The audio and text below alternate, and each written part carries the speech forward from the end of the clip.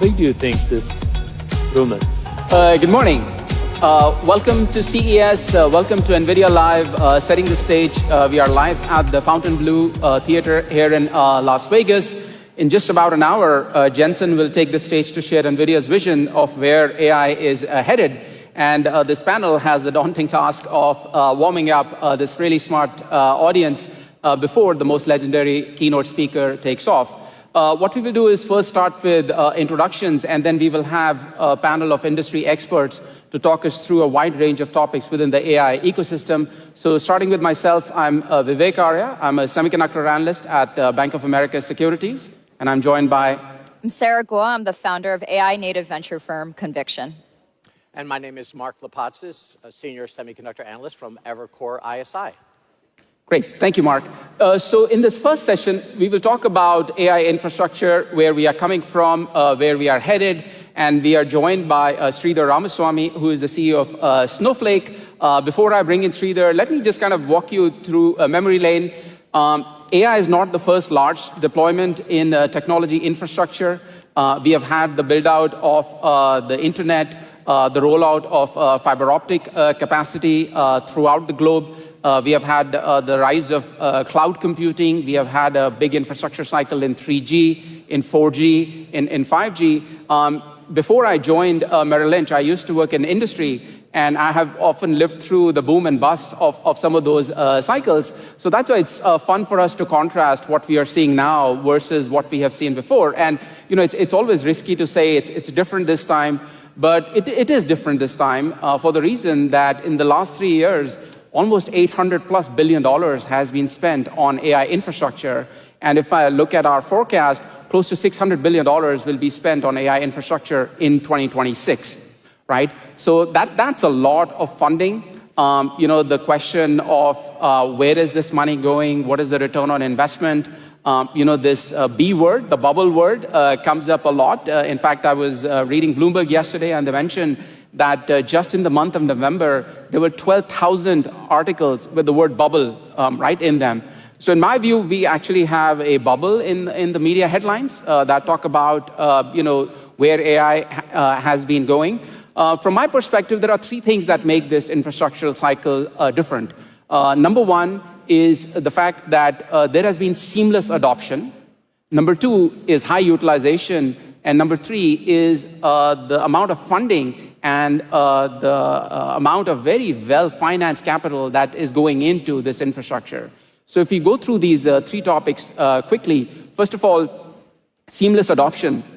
The day ChatGPT was launched in November 22, every person with a PC or a mobile device, and that's close to 5 billion plus users, were able to access that service immediately, right? It was seamless. Unlike some of the prior cycles, you know, the build out of the original internet, where yes, a lot of fiber optics was deployed, but the end users were not ready. And that is partly why, you know, that build out stopped in early stages. There was a lot of capacity deployed in the core, but the usage, right, only happened over a much longer period of time. So number 1 is seamless adoption. Number 2 is the fact that we are seeing very high utilization of this infrastructure, right? You know, back when I was working in industry, we would talk about the amount of fiber that was being deployed, and then there was a new interesting term that came up, dark fiber, right, which is kind of an oxymoron, because the reason you put fiber is because you want to light it up. So there was all this dark and underused fiber that was in the ground, but what you don't hear is dark compute, right? What you see is all the compute infrastructure that is being deployed is being utilized very effectively, right? Even, you know, 6-7-year-old GPUs are being fully utilized, other custom chips are being fully utilized. So that, I think, is another very, very important difference. And to us, if there is one metric that people should you know, watch for, is the utilization of this infrastructure. I think that's far more meaningful metric to measure the success of this build-out. And then the third and final aspect is that unlike the prior cycles, you know, there were a lot of companies that were, let's say, not as well funded. Right, this time the funding is being done by companies who are generating exceptional amount of free cash flow. If you look at the amount of capex that has gone into the ground, that's only 2/3 of the cash flow of operations from these companies. You know, we think their free cash flow continues to stay positive, but that's another thing to watch out for as another leading indicator to see the success of this cycle. So we think this is the creation of brand new infrastructure. So that's the state of the union, but let's talk about where we are going. And for that, I'm really delighted to bring in Sridhar Ramaswamy from CEO of Snowflake. So maybe Sridhar, let's talk to us about the collaboration you have with NVIDIA. How did that come about? What are you doing? And what are the emerging use cases that you see in the enterprise? Thank you, Vivek. I live entirely in the software space, so I'm a natural complement to some of the folks that we have on the panel here. And back to your point about high utilization, I think what's very unique about this moment is the many different places where AI is creating value. Even with the old chips, for example, we built a search engine, this was 3-4 years ago, entirely on A10s, which were already not even the top leading models in the world. And so we see a lot of our customers run very large data processing jobs, for example, on smart models running on previous generations of infrastructure. They get utilized. On the other hand, at the very top, foundation models that are leading ones are doing exceptionally well because of their applicability in areas like coding agents, where they are unleashing an enormous amount of productivity. And now you're talking about people that are making easy $200,000-$300,000 every year. And so they're not going to hesitate about spending on a SaaS service that's going to make them more efficient. I think that's why AI is pretty unique in terms of how much value that it's creating. We have launched a bunch of data agents on top of Snowflake. In fact, I have one running right on I access it on my phone. And anytime I want information about a customer, I just turn to it, go, how are we doing with this particular customer? Do we have a relationship? Is it up? Is it down? That kind of access is something that every CEO wants to get to the latest information about how their company is doing. And I think these are the many reasons why you're seeing such excitement in this space. Our relationship with NVIDIA goes back many years. Jensen has actually been an honored guest in 2, I think, of our last 3 Snowflake summits. We collaborate with them very deeply. Obviously, all of our AI products, including Snowflake Intelligence, run on top of NVIDIA chips. We used to train pretty large foundation models once upon a time. We don't quite do that anymore. Those were done on NVIDIA chips as well. We also collaborate with them in the nitty-gritty detail. What are the right embedding models that are going to make search products work much more effectively?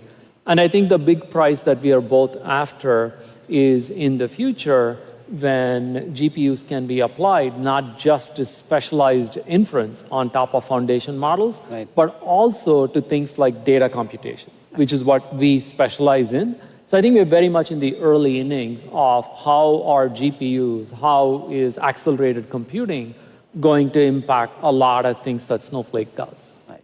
No, I think I'm glad you brought those points up. And I think that kind of ties to the intro that what we are seeing is kind of very strong, seamless adoption. And this is being used in kind of mission critical infrastructure. This is not, build it and they will come. But when, I'm sure there are certain obstacles, right? That there are certain enterprises who are still kind of resistant to the adoption of AI. Mm-hmm. What do you hear from them, Sridhar, and what do you think it'll take to get them over the hump of adopting this new tool? Look, practical problems are always going to be there. Anytime you have a new computing paradigm, data is going to be sent over to a new class of chips. All reasonable customers, your employer included, have a lot of questions about, hey, what's happening with this data? Right. Who owns this data? For example, at Snowflake, the simplest answer that I give every customer is your data is your data. We process it on your behalf. We do nothing else with it. There are questions like that. Part of what people are very finicky with data is data sovereignty. They don't like it when data moves from one location to the other. In a consumer service, ChatGPT can get away with not really telling you where your request is going to be handled. Right. It can be in the US, it can be in Europe, it can be in Japan. It doesn't matter to you as a consumer, but as an enterprise, that's not the viewpoint that you take. You care a lot about where's the data resident, how does sovereignty come in. We often end up dealing with things like micro shortages, back to your point about full GPU utilization, where we have customers in Germany that don't quite have capacity right in Germany, and we have to go negotiate with them about is it okay to send that traffic to Sweden or not. Right. So there are these kinds of practical problems that are going to come up, and driving change through an organization. When it comes to day-to-day, how are jobs going to get done? Can you convince people to do them differently? There's no easy answer to that. We have a great sales agent on top of our own data, built on top of Snowflake, but it's an entirely different story for me to tell each and every one of my sellers, you need to be demoing this on your phone every single day. That's a new muscle. They have to learn it. And as leaders, we have to come up with a whole set of techniques for how do we drive usage in a positive way within every organization. That kind of social change is just hard. It takes time. Right. In this transition, we have the inbuilt distribution of everybody having a smartphone, a laptop. And so you have this massive prosumer adoption that's really happened. And I think that the enterprise businesses who know how to do change management with these large organizations are really going to benefit this next year from consumers and prosumers having experienced the power of AI for themselves. And so I think Snowflake and Nvidia and companies that have those relationships with customers are really well suited for that for this next year. That's right. And we very much think about things like agentic technologies as natural extensions of what we did as a data platform. Why do people bring data to Snowflake? It's because it's easier to manage, easier to get it AI ready, easier to get value from it. And an agentic platform fits right on top of that. I basically tell our CIO or CEO that we deal with, we can put that information in your fingertips. It's an easy sell. Right. Got it. The one other thing I find very fascinating about this rollout is how it's suddenly becoming more global in nature also, right? It's like you follow where power is being deployed. That's where AI is being deployed. And we are seeing infrastructure come up in the Middle East. We are seeing infrastructure come up in Asia. How is that changing, Sridhar, your kind of go-to-market? If there is more and more computing that is available right across the globe, how does that change your strategy? So Snowflake runs on top of the hyperscalers.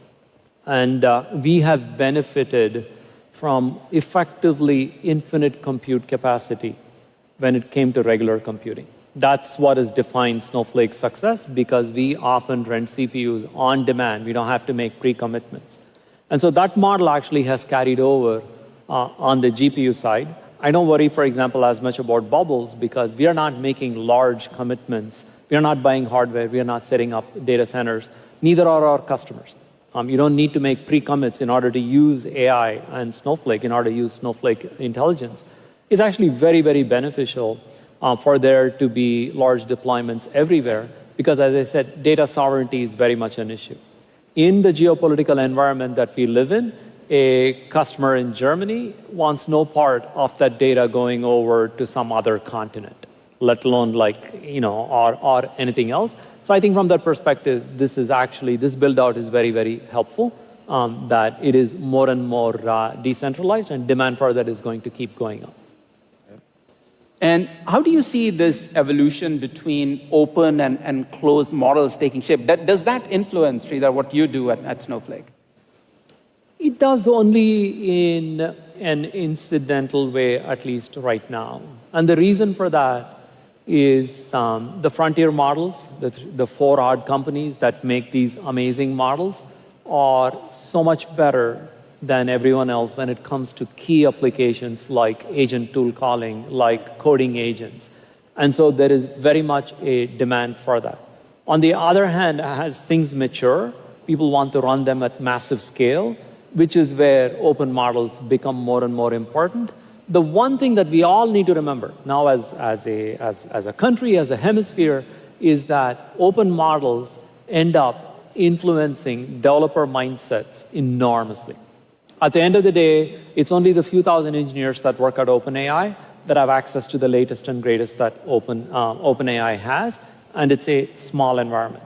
What we have seen repeatedly is the power of open platforms to literally attract thousands, millions of developers to work on them, and that can be a positive cycle as well. Even in areas like data center development, which you would not think of as being very amenable to open technologies, Meta, Facebook, the company, did pretty well in open sourcing some of their plans because they wanted an environment in which more and more people adopted that. So I think open source has a huge influence on just developer mindset. This is the reason why closed companies like OpenAI, they actually release open models because they want to be part of that developer ecosystem. Right. No, I think that's a very good point, right, in terms of expanding adoption. And that's one thing that I also find fascinating about this industry is that in some ways, the growth and the disruption is being led by startups, if you will, right? OpenAI or Anthropic or That's right. XAI,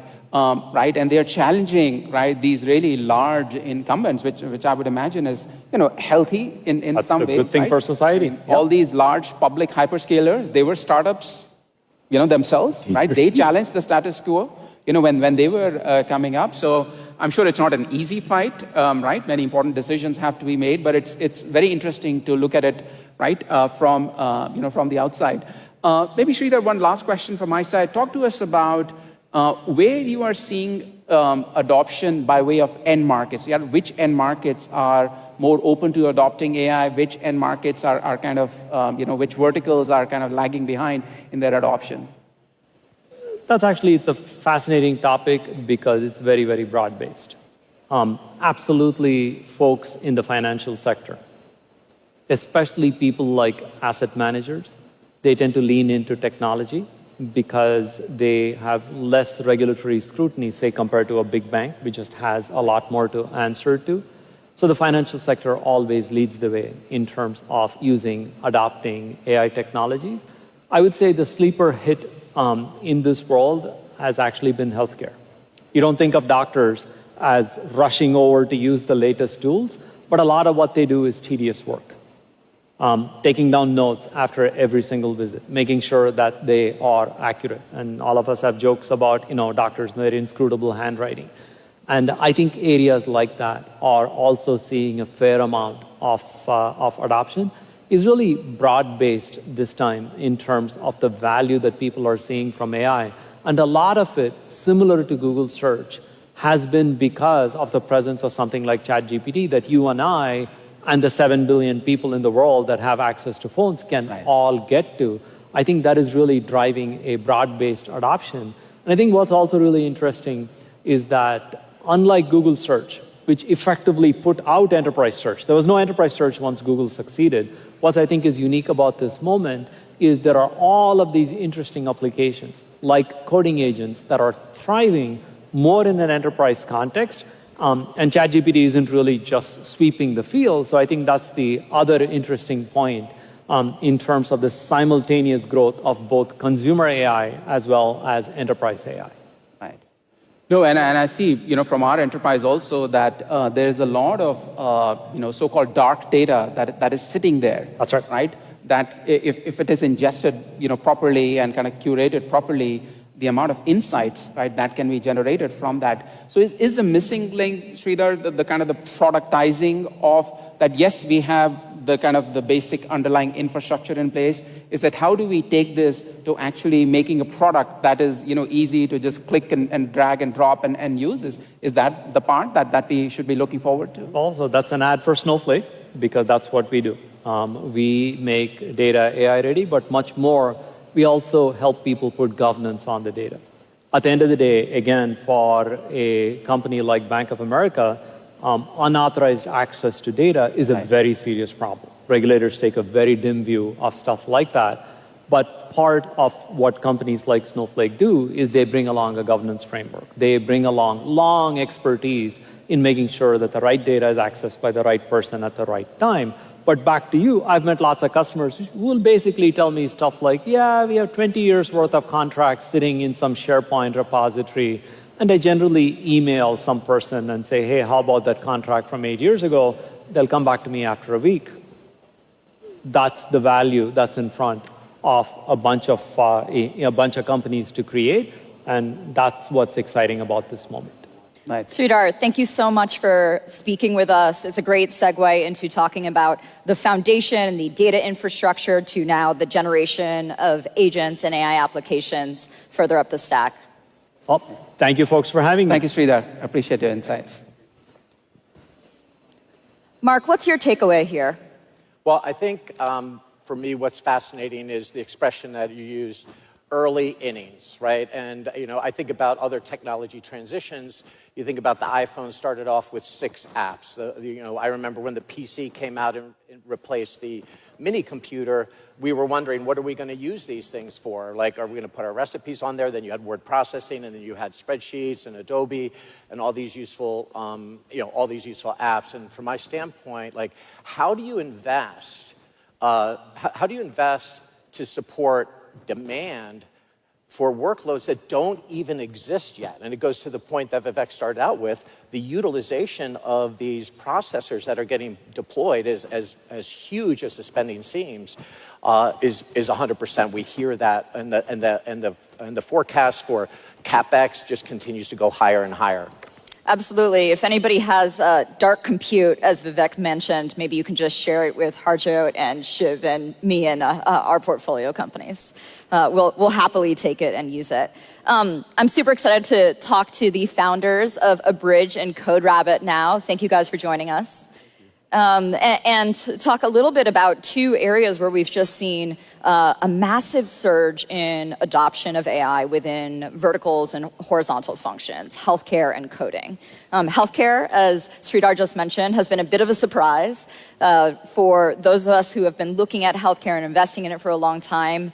A bit of a sleeper category, not the fastest adopter, but has proven differently. And coding, I think, has just been the breakout category for the last year. So, Shiv, let's start with you. Can you first just tell us a little bit about what Abridge does and sort of how the capability advances and reasoning and agents have been important to you guys for the last year? Yeah, absolutely. So we're an AI company in healthcare, and we're focused on automating as much as we possibly can in such a way that we can unburden clinicians from clerical work so that they can focus on the patients in front of them. And just to sort of unpack that problem and that opportunity just a little bit more, there was an article published in a journal a couple years ago, the Journal of General Internal Medicine, that suggested that doctors need 30 hours a day to get all of their work done. And so that's how much opportunity there is for AI to actually seize this moment and for these agentic systems to actually help them focus less on clerical work and a lot more on the person in front of them. The split right now is 80-20, 80% clerical work and 20% face-to-face actual clinical reasoning and thinking and creative work. We think AI can flip the script. I think all of us have had the experience with an amazing doctor who's spending 80% of his or her time typing in notes when I need them to reason about my case or my kid's case or whatever it is. And when you think about the capability advances this past year, what are the things you're most excited about that Abridge is working on? Yeah, I think that the general playbook that we've gained a lot of conviction on is that we have to do everything we can to fit ourselves into workflows. It's not the other way around. It's not the workflows fitting into these new sort of AI systems. We have to design systems that fit into a pretty complex workflow when you think about enterprise healthcare. So it's not just checking off the boxes in terms of privacy and security. It's also thinking about latency. It's also thinking about all the artifacts that we have to create from medical encounters. And so the playbook that we're getting a lot of success from involves distillation, and it involves fine-tuning, it involves post-training. We're at scale now. We'll probably touch 80 to 100 million lives over this next year. And all the edits that we get on a daily basis, we can learn from so that we can be that much better for every single clinician in every single specialty in every single setting. So that's what I'm most excited about is like now we're on to this new sort of inning where we're learning from these edits, where we're continually getting better, and we're also gaining conviction on certain workflows actually being able to go all the way to the end zone. Harjot, can you talk a little bit about what CodeRabbit focuses on? I think people know that coding agents and coding AI has made rapid progress over this past year, but especially for people who are not developers, who don't run development teams, maybe how does this idea of complex workflows apply to you guys? That's right. The coding, as you all know, has been one of the biggest use cases for generative AI in terms of token usage, right? Started with a lot of simple tab completion to now fully agentic systems. Now you can think of CodeRabbit as using generative AI to review all that code. Now that given that the volume of code has increased significantly, so we provide a critical trust layer that sits between your coding agents and your production, allowing the organizations to enforce guardrails on what goes into production as you're vibe coding a lot of these features. We started around a couple of years back, but this has been like a pretty crazy growth trajectory for us, like used by tens of thousands of organizations, hundreds of thousands of developers, and so on. And we clearly see that in the new world of agentic AI, as the models are getting better, like with Opus 4.5, or you've got Gemini 3 and GPT 5.2, the software agents are really getting great, like in terms of going from a high-level prompt to some sort of like a feature or any application that you're building, right? And what happens in this new world is that the two things become super critical. Like as the inner loop gets solved, the outer loops are where the bottleneck emerges. One is how do you review all that work? That's CodeRabbit. And then the other problem is how do you explain to you specify your intent on what needs to be built? How do you describe your destination where you want to go? Harja, what do you, when you talk about developing an AI for coding, like what does it do for the average coder or the excellent coder? Like how do you think about the value add to the different strata of coders? No, that's a great question. Like what we have seen is now with generative AI, the barrier to get into software development has been lowered. Like you're just going from natural language, English, to any kind of language code that you want to generate. Like earlier, the bottleneck was, hey, I don't know TypeScript, I don't know Rust or any of these languages, and that used to be the barrier. Now that's been significantly lowered. At the same time, generative AI doesn't make a 10x developer become 100x. Like it takes all the great examples that it has been trained on in the open source and brings those examples to more of an average developer or someone who's just starting out and makes them good enough with code. So that bottleneck has not been removed. So a lot more people are now getting into coding. So a lot of people like fear that, okay, maybe the coding jobs are going away, but that's actually not what's happening. We are seeing a lot more people are now getting into coding. At the same time, we still have to see like whether someone who's been 10x can become 100x. I mean, of course, now they're getting more volume of code getting generated, but then the review and other things are still a bottleneck. Shiv, you work in an area where all the decisions and the data is really mission critical. Totally. I'm thinking about this idea of needing review once you have more speed and other bottlenecks being removed in different fields. How do you think about building trust in the healthcare sector where users are rightfully pretty risk averse? Yeah, absolutely. Trust is table stakes. And I think it's some combination of transparency, reliability, and credibility. And so from the transparency standpoint, I think being able to build trust in healthcare, it's a pretty high bar. And there's auditability that's involved. There's some amount of transparency involved in terms of how we benchmark our models and how we share those metrics with our health systems. But there's also a lot of work around evals and being able to actually deploy something and then in a pretty organic way share with the health system partner, like this is what we're seeing actually, and we've created any number of LLM judges, for example, that will actually look at the outputs and judge it against the health system's metrics, their rubrics, so that they can understand how well anything is performing. So I think it's not just about that, it's also about credibility, in healthcare, it's about publishing. It's about actually partnering with folks and being arm's length distance from the researchers who are actually going to do some semblance of maybe a randomized control trial to actually assess like what is the actual impact here. For us, I think if there is a mantra that we repeat in the company is that we want to save people time. We want to help people be more present with each other. We also want to save the system money. We know that healthcare needs deflationary economics. And there's just so much opportunity for AI to assist, to augment, and to automate, and to actually bring people closer together. And that's something that I think we need as a society more than anything else. But then there's like a third act. There's saving lives. There's like, how do you actually help clinicians make better decisions? Like you were pointing to with your family members. Like, how do you help them actually operate at the quote unquote like top of their license, at the top of their own creative stack? And so the stakes get higher and higher, as we go farther on this journey, because getting into that world, that space of clinical decision support, involves a lot more hoops. There's a lot more red tape, but it makes sense. So one of the big buzzwords for this past year that there's a lot of controversy around is just agents and agentic capabilities, especially on more complex, long-running tasks, like both of you face. You're in the real world. You deal with, let's say, grouchy users. You deal with perhaps grouchy, but certainly very careful users. Is agent reliability a solved problem today? Yeah, it does. I think it depends how we invoke agents versus how we invoke agentic systems. Probably depends on what kind of use case we're targeting. In healthcare, there are high-frequency, low-stakes workflows where an agent can, with the appropriate harness, for example, in the background with access to all the appropriate data, with the right guardrails in place, actually get jobs done and do it behind the scenes, perhaps, without a human in the loop.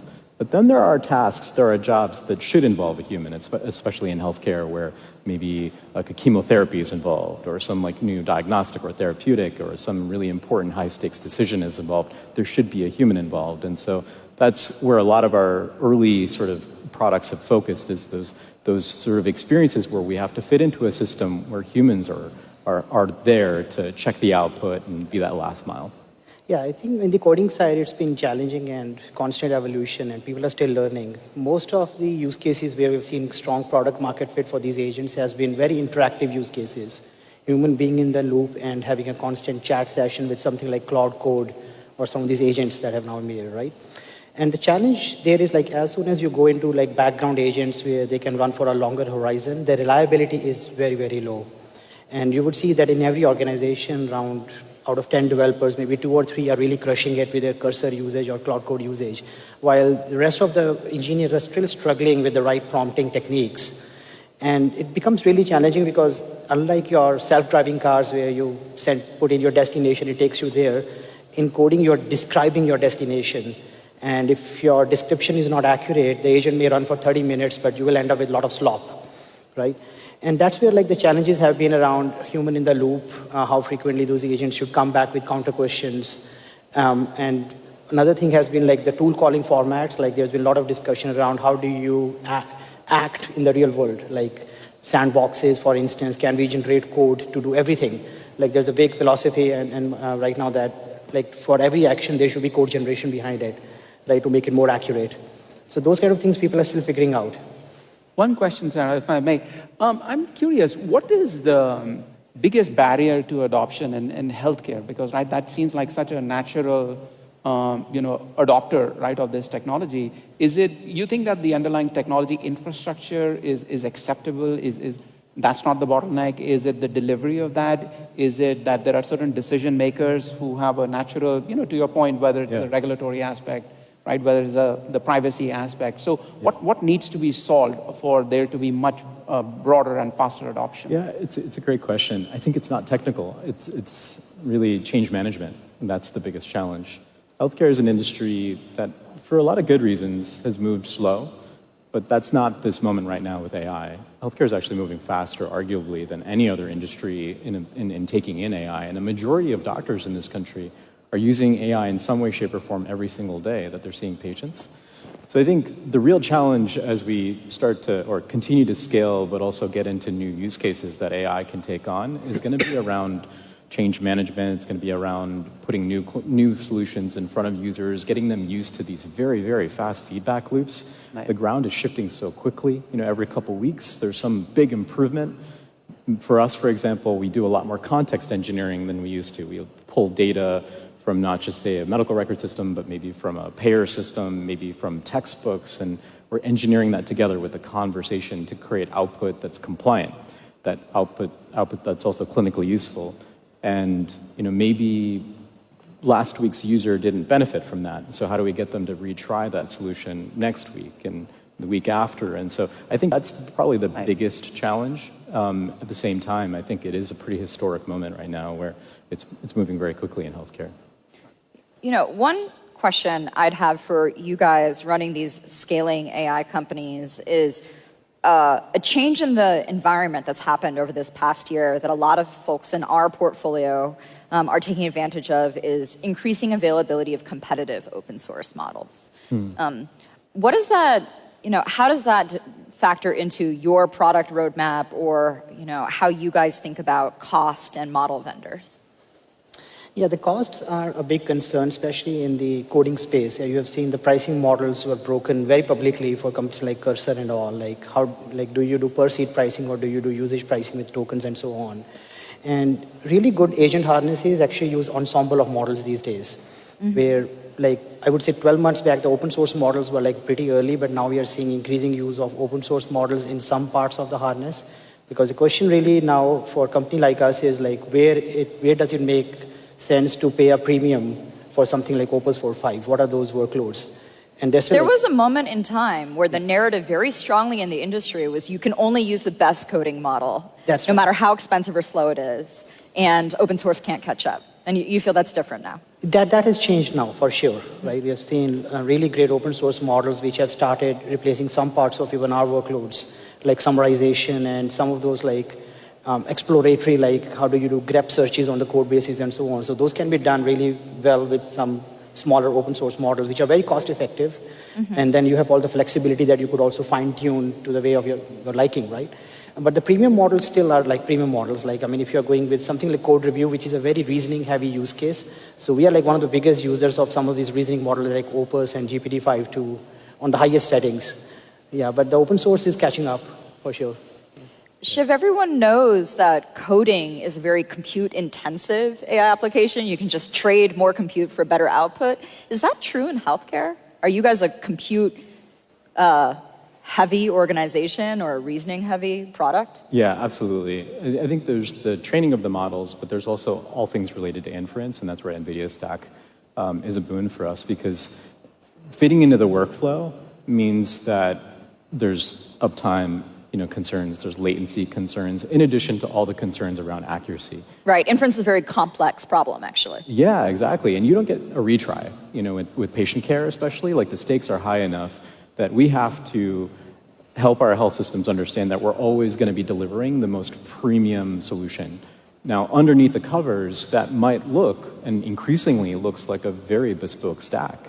So it looks like our own models that have been fine-tuned for very specific tasks, because that's affording us the latency and the uptime and the level of control that actually lends itself to the kind of personalization, for example, that we're increasingly pushing ourselves into.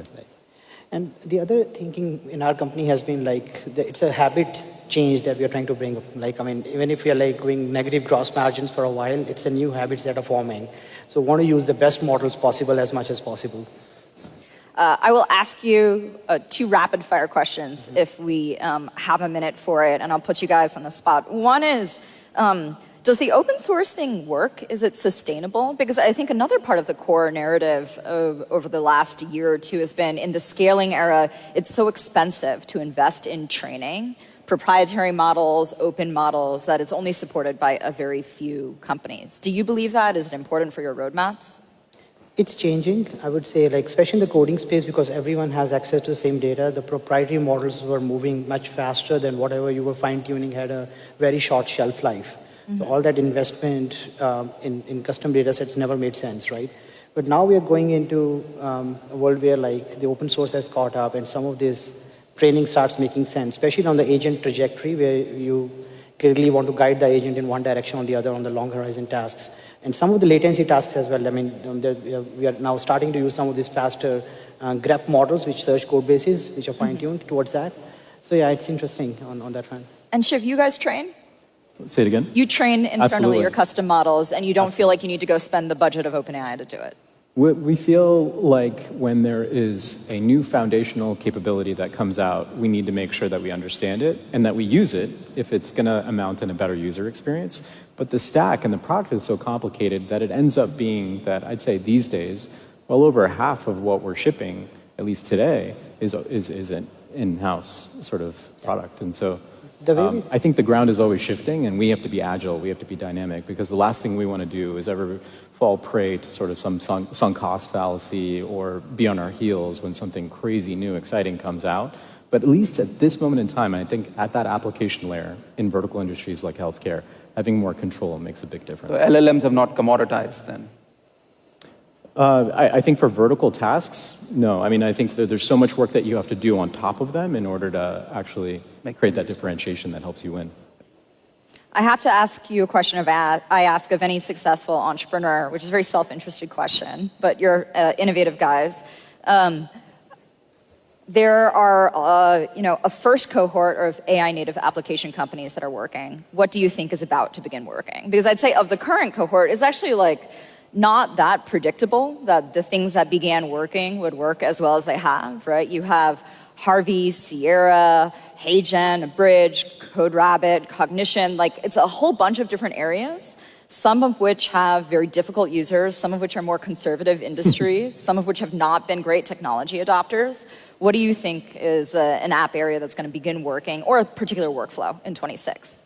Yeah, I mean, very clearly, I mean, at least from our vantage point, like coding is the kind of the gateway to a lot of these use cases. I think that has to be solved first by everyone. And no wonder we are seeing even the model labs themselves investing heavily into coding use cases. Like you've seen Cloud Code and Codex and so on, right?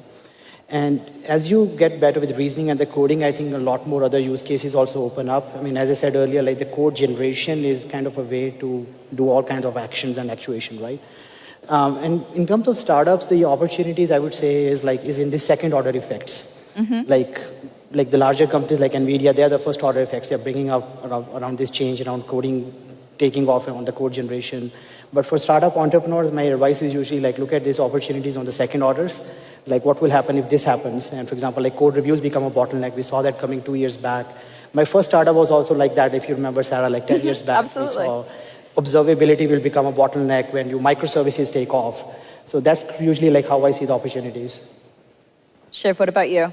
I think at a higher level of abstraction, this first cohort of companies, I think in some ways has broken the dam. And we're just going to see the same lens that we've all applied and you've applied expertly to startups work really, really well, like better than ever before. Really big pain points and really big markets are just going to take off because you can apply these tools in all the different ways. Over these last 2 weeks, my 9-year-old twin boys were using Claude Code to build Pokemon sorting applications. So I think the whole world is going to change probably in record time over these next 12 months. But I just imagine that the same sort of lens that you've always applied to companies we're going to be able to apply again. Yeah, I think that's a very optimistic note to end this part of the conversation on. Perhaps a less obvious or less clearly right view, agree with everything you said, has been that I've held for most of the last year is actually I think more people will create software than this is something I changed my point of view on over the last few years. I've been like, who wants to make applications? Only engineers, like 25 million of them. And I think that's about to change. I think code generation is much more powerful than we think, and it'll end up with your boys and with developers and with a lot more users. Thank you guys so much. Really appreciate it. Thank you. Yeah. So Vivek, are we going to use code generation and financial analysis or anything else? Well, as long as we are the ones using it and we are the ones that... No, I think we do have access to a number of AI tools, or we are starting to get that access. But I think they're always telling us that, make sure that you understand what is being put in and make sure you understand what is coming out of it, right? So there is still a lot of kind of this co-pilot aspect of, right, that this is not giving you the answer, right? It is helping you generate that answer to some extent. But I do think, no, it is going to become more commonplace, more as a, driver of efficiency, right? There's a lot of mundane tasks that, Mark can allude to that we do. So I think from that perspective, it's going to help generate a lot more efficiencies. And I do think it's going to be a really great finisher to our conversation to talk about how reasoning goes from code, the vanguard, to other areas like physical AI. And that's a great segue to the next segment. So very excited and honored to introduce two CEOs, the CEO of Mercedes-Benz, Ola Kalenius, and the CEO, co-founder of Skilled AI, Deepak Prathak. There's so much to talk about, and unfortunately we have a limited amount of time. So before Jensen takes the stage, and for those dialing in on the stream, you can stay on the stream to listen to Jensen's keynote afterwards, so you don't have to find another stream. So Ola, I want to start with you because you have implemented AI both in the factory and in the car, and I believe you were one of the first to get certified, if not the first to get certified in in the US for level 3 AV driving with Drive Pilot. And I'm wondering if you could help people understand, like, what were the advancements in the technology that enabled you to get to that milestone? Give us a sense. What did it take to get to that milestone? Well, first of all, great to join this NVIDIA pregame show. I'm very excited to see Jensen's speech here in a few minutes. But this is a journey in terms of automated driving that started already 40 years ago. So the engineers at Mercedes, they kicked off a project back in the 80s that they called Prometheus. And what was their idea? The idea was to make driving safer. But of course, they didn't have the compute, they didn't have the sensing or the sophisticated AI stacks that we have today. And if we now fast forward through all those years, the first driving assistance systems that we launched in the early 90s, where are we now? We're now at the stage where that compute, the sensing, and the brain, the AI stack, can almost solve any one of issues that a car needs to go through traffic. But the key word is here to do it safely and explain to the driver or the passenger what the car can and cannot do. So what was the big step for level 3? Was not just the engineering task, it was also a legal task, because the computer actually takes over. And that's the difference between a level 2 system where the human is responsible and a level 3 and above where the computer is responsible. And not to get too far ahead of ourselves, but level 4 and level 5, for many people, just can't seem to come fast enough. And I'm wondering, what are the lessons learned from level 3, getting to that milestone? And what further technological advancements do you need in order to get there? What we're going to see very quickly, and in fact, I had a chance yesterday with the combined Mercedes and Nvidia team to drive it through San Francisco and down into Silicon Valley, is point-to-point navigation. So a very, very sophisticated level 2 system. Some people refer to it as level 2++, where it feels that the car is on rails. You're just driving and it does everything. I drove uninterrupted for more than an hour through pretty heavy traffic yesterday, actually, on a Sunday in San Francisco, onto the freeway, no problems there, negotiated everything on the freeway, off the freeway, and back into the city again. So that level 2++ that we're launching with NVIDIA here in the States later this year, that's going to come fast. At Mercedes, very fast in many cars. Then you're going to have level 3, and of course you have level 4 robotaxis out there already today. But eventually we will have level 4 private use cars as well, so you can really sit back and relax and the car takes over everything. It's not science fiction, it's not that far away. And what is as you explain the journey that Mercedes-Benz is taking in order to get there, what is the biggest misperception that you get from people when you talk about this topic? Well, if you're on the task and you ask the engineering teams that are working on this, to get to the 99% demonstrator is relatively easy. Not easy, but relatively easy. But the long tail of everything else that could happen, that becomes a more challenging task. And that is why safety is key. You can go quick and dirty, but you take then more risk than maybe you would like to take. But if you really want to solve the long tail, there is much more work involved, much more driving involved, much more processing of data involved, much more thinking involved of how to approach this problem. But technology is moving fast, so I'm an absolute technology optimist on this, coming to a road near you soon, at least if you're driving a Mercedes. Well, I can relate to this because, I plugged a transcript into my favorite LLM to summarize, and when it came back with a summary, it made a mistake. And I pointed it out, and the response was, good catch. Sorry about that, right? That probably does not apply on the road. No, it doesn't. If you're moving an object that weighs, 4,000 pounds, and it's moving at 50 miles an hour, I think a sorry is not going to cut it. So there needs to be quite a bit higher level of certainty and safety, as I mentioned, in that equation. That is also why we take the approach. You don't have to rush into the market. You don't have to be the first, but you got to make sure that what you do is robust. And then it's also a question of familiarity. I was looking at a customer study, and it's different in different countries, that If you have never tried it and you never try it, then it's like, you know it's there, but you're not touching the machine. Once you get over that hurdle, and especially I think parking is a no-brainer. Who likes to park? Nobody likes to park. Now that you have sensors, we have in the new CLA that we're just launching here in the States, 27 sensors around the car. It sees in all directions. Any parking situation that you feel intimidating, that car will solve for you. Push a button and the car parks for you. So once you have, as a driver, jumped over that one hurdle, you have used the machine once or twice or a few times, then it becomes second nature. And that's why I think this is going to be, it's going to be a feature that every driver down the road is going to demand. I want to shift over to Deepak. I'm going to guess, Deepak, that more of our watchers in the audience are familiar with Mercedes-Benz than skilled AI. And so maybe if you could just introduce skilled AI and help people understand what you're doing. Sounds good. First of all, great to be here. Thank you so much for having me. At Skilled, what we do is, in single line, is any robot, any task, one brain.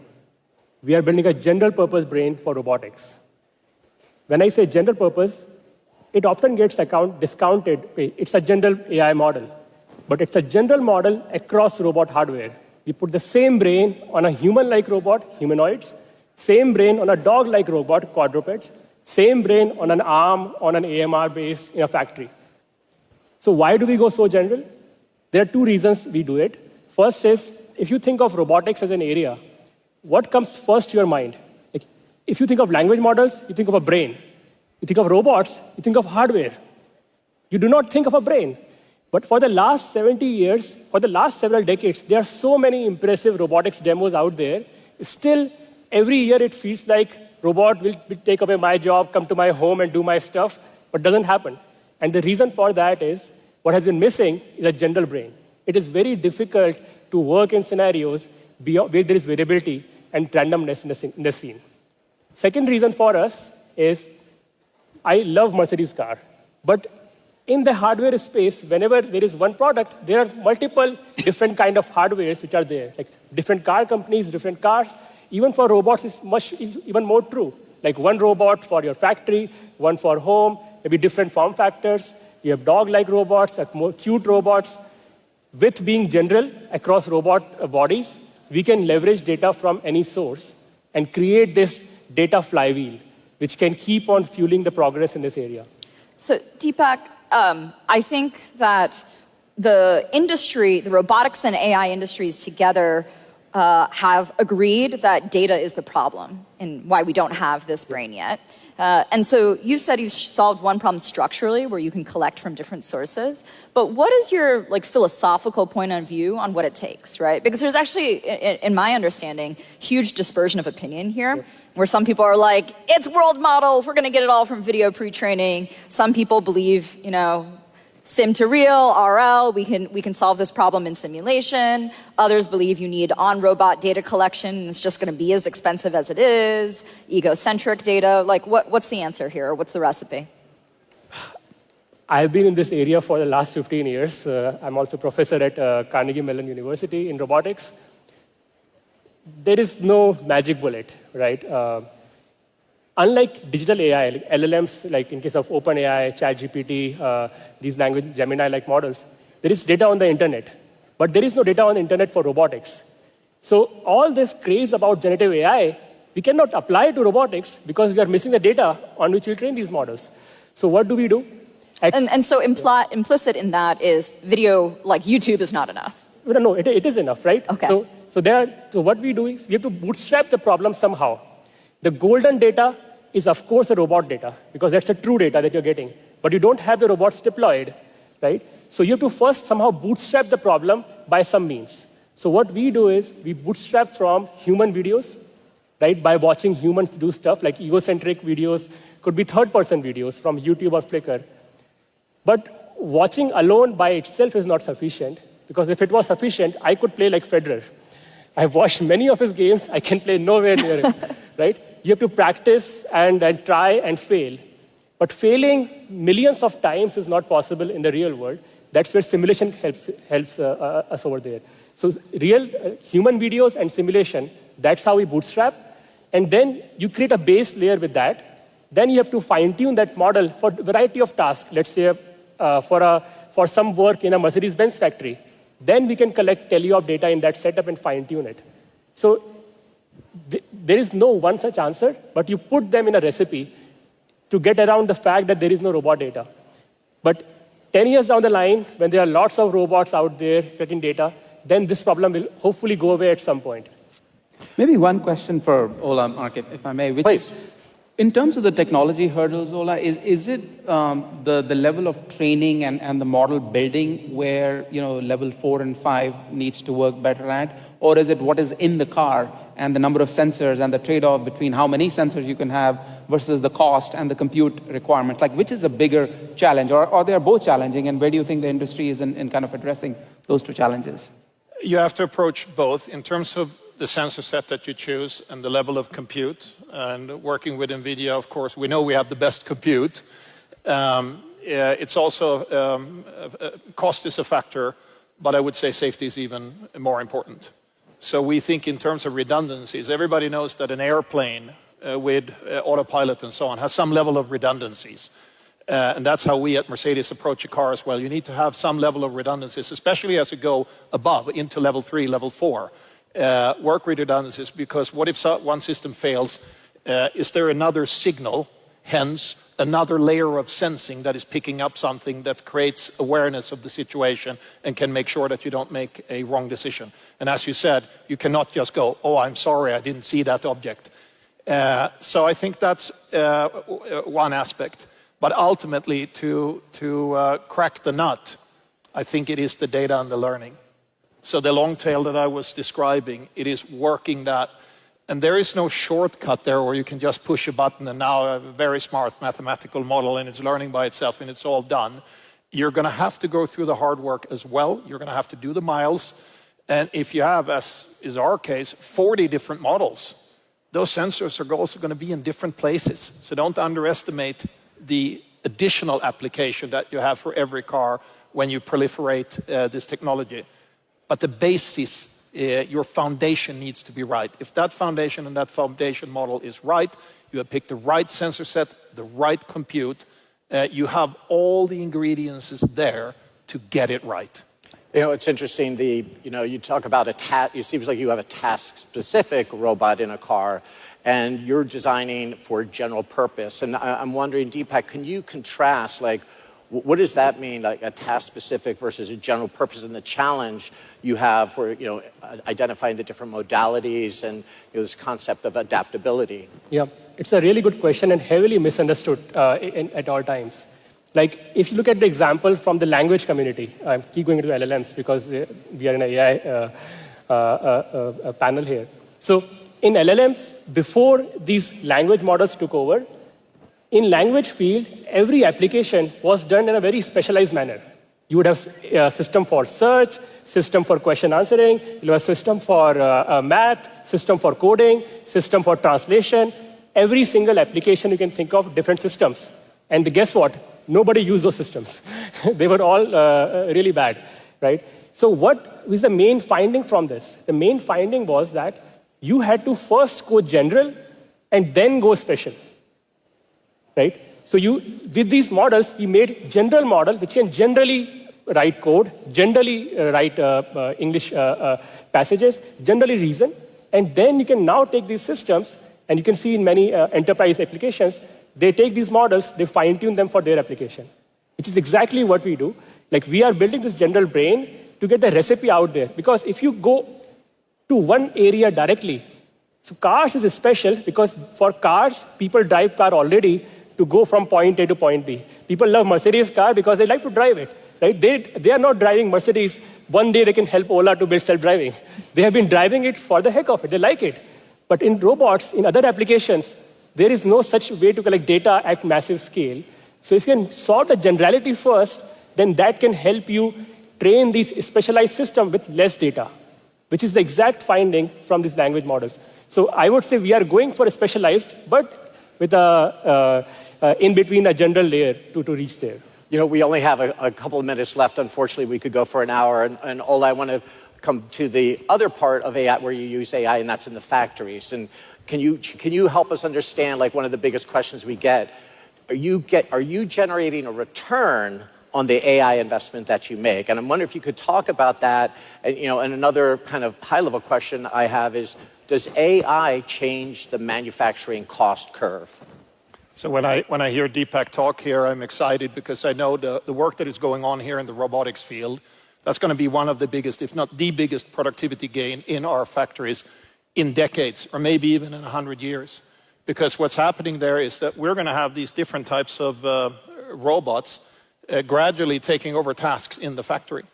And the way you can imagine that, and we already have pilots going on right now, is you have a manufacturing worker doing certain tasks, and in a state-of-the-art automotive manufacturing facility, you have some very complex tasks.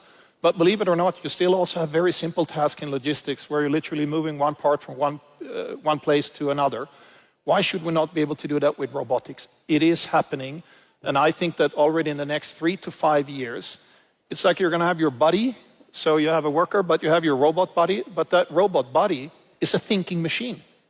You can talk to that machine, you can give that machine instructions, that robotic person can help you in your task.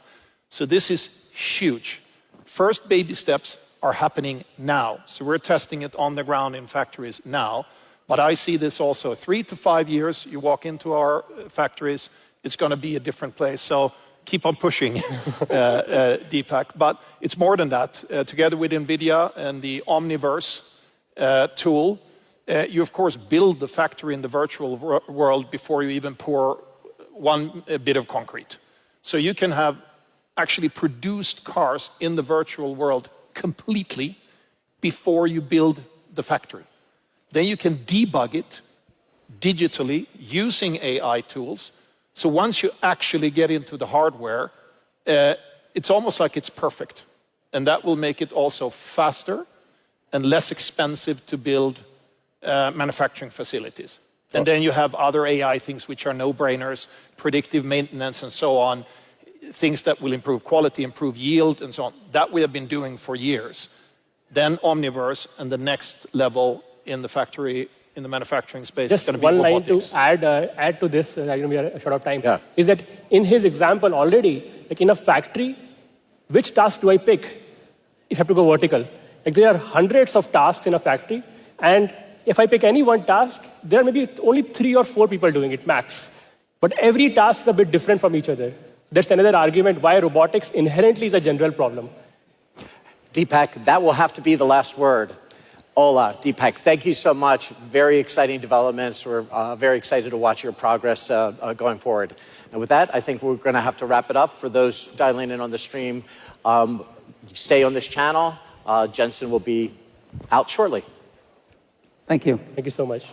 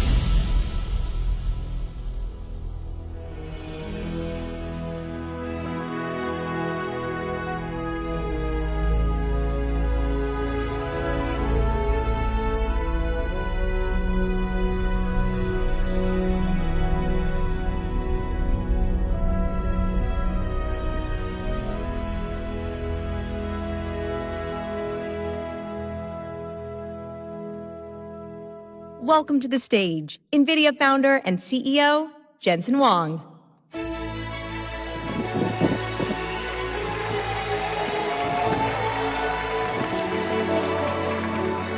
Hello, Las Vegas! Happy New Year! Welcome to CES. Well, we have about 15 keynotes worth of material to pack in here. I'm so happy to see all of you. You got 3,000 people in this auditorium. There's 2,000 people in the courtyard watching us. There's another 1,000 people apparently in the fourth floor where there were supposed to be NVIDIA show floors, all watching this keynote. And of course, millions around the world are going to be watching this to kick off this new year. Well, every 10 to 15 years, the computer industry resets. A new platform shift happens. From mainframe to PC, PC to internet, internet to cloud, cloud to mobile. Each time, the world of applications target a new platform. That's why it's called a platform shift. You write new applications for a new computer. Except this time, there are two simultaneous platform shifts, in fact, happening at the same time. While we now move to AI, applications are now going to be built on top of AI. At first, people thought AIs are applications, and in fact, AIs are applications, but you're going to build applications on top of AIs. But in addition to that, how you run the software, how you develop the software fundamentally changed. The entire five-layer stack of the computer industry is being reinvented. You no longer program the software, you train the software. You don't run it on CPUs, you run it on GPUs. And whereas applications were pre-recorded, pre-compiled, and run on your device, now applications understand the context and generate every single pixel, every single token, completely from scratch every single time. Computing has been fundamentally reshaped as a result of accelerated computing, as a result of artificial intelligence.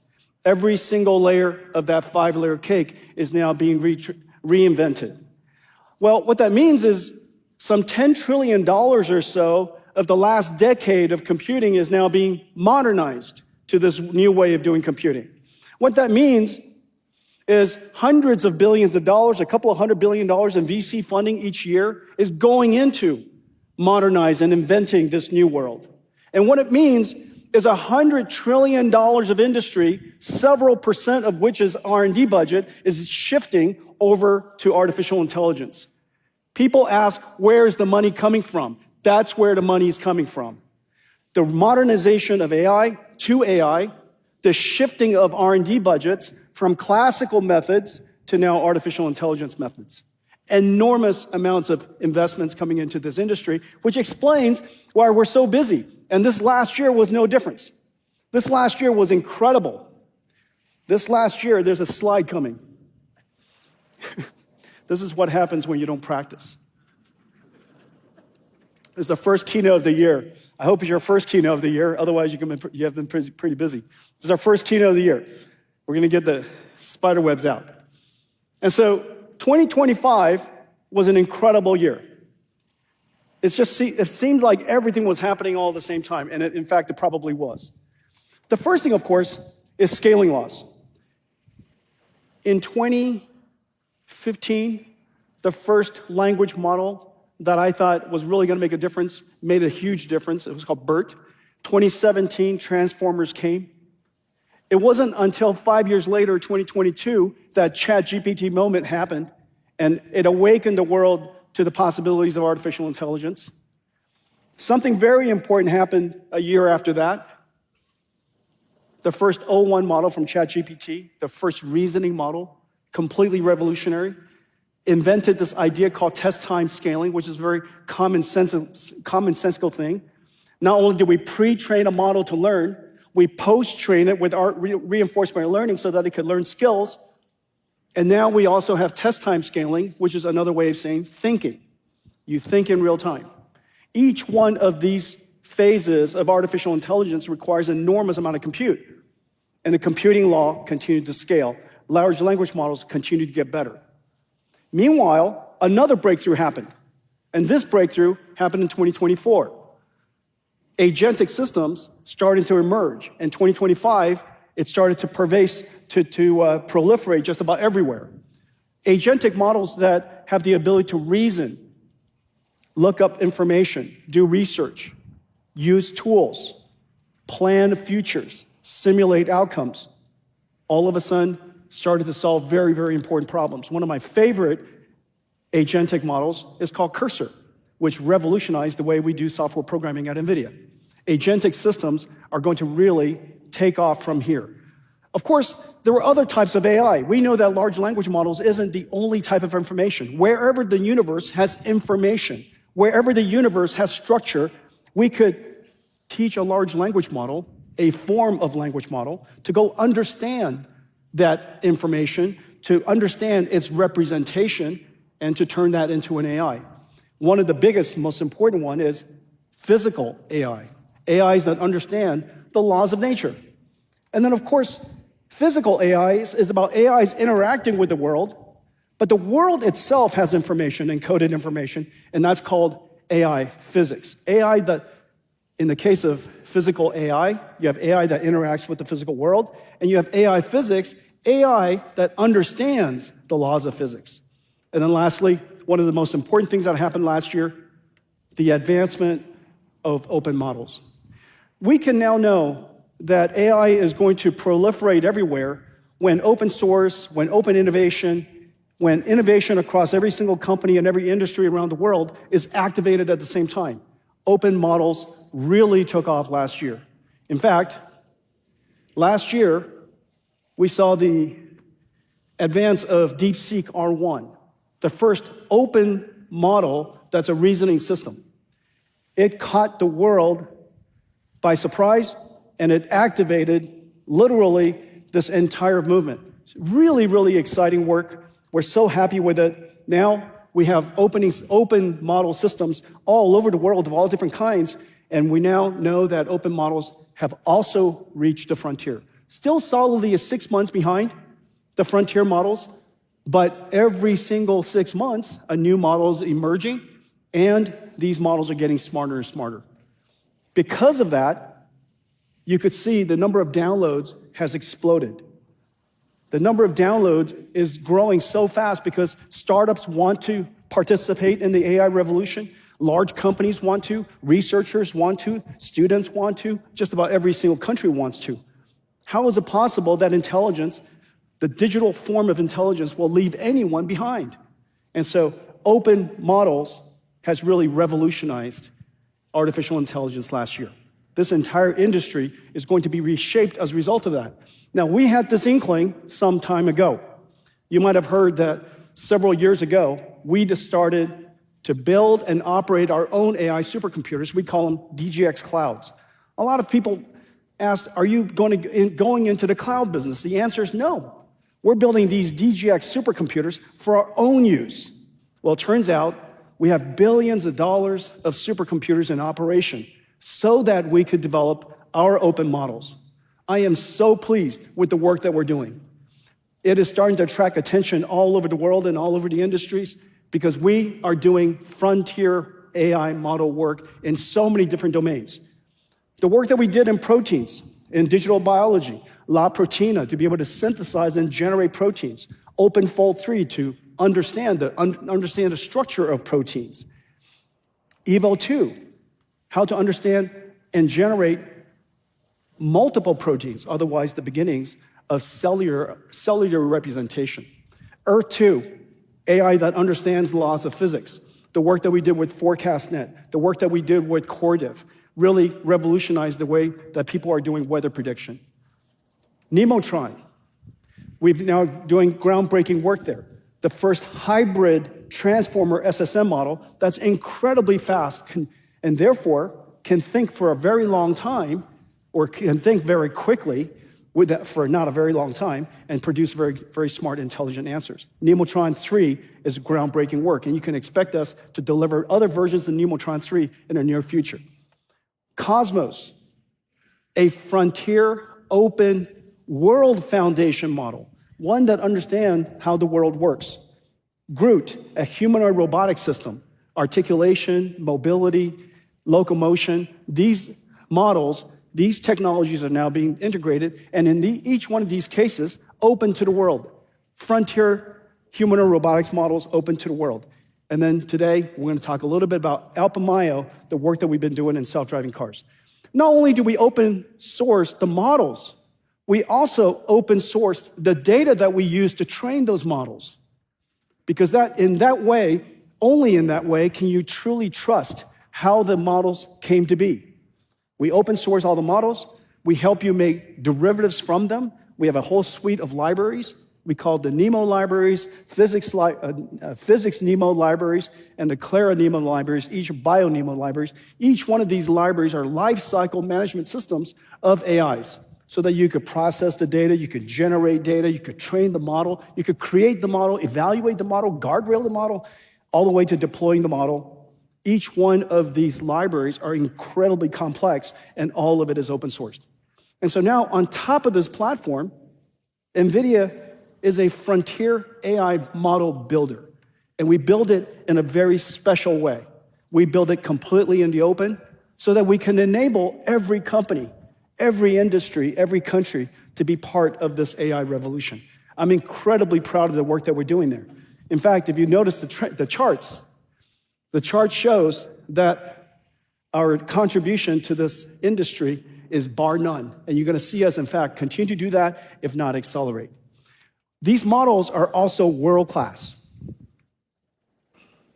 All systems are down. This never happens in Santa Clara. Is it because of Las Vegas?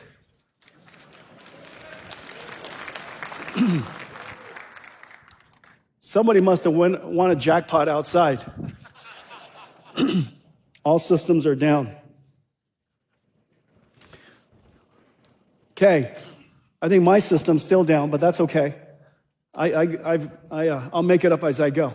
And so not only are these models frontier capable, not only are they open, they're also top the leaderboards. This is an area where we're very proud.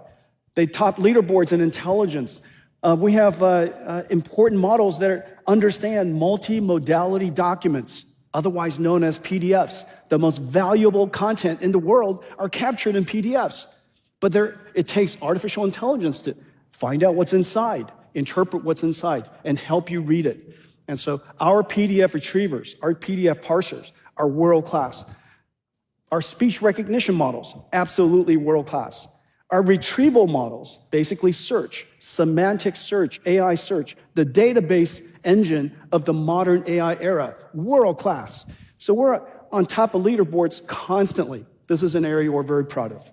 And all of that is in service of your ability to build AI agents. This is really a groundbreaking area of development. You know, at first when ChatGPT came out, people said, you know, gosh, it produced really interesting results, but it hallucinated greatly. And the reason why it hallucinated, of course, it could memorize everything in the past, but it can't memorize everything in the future, in the current.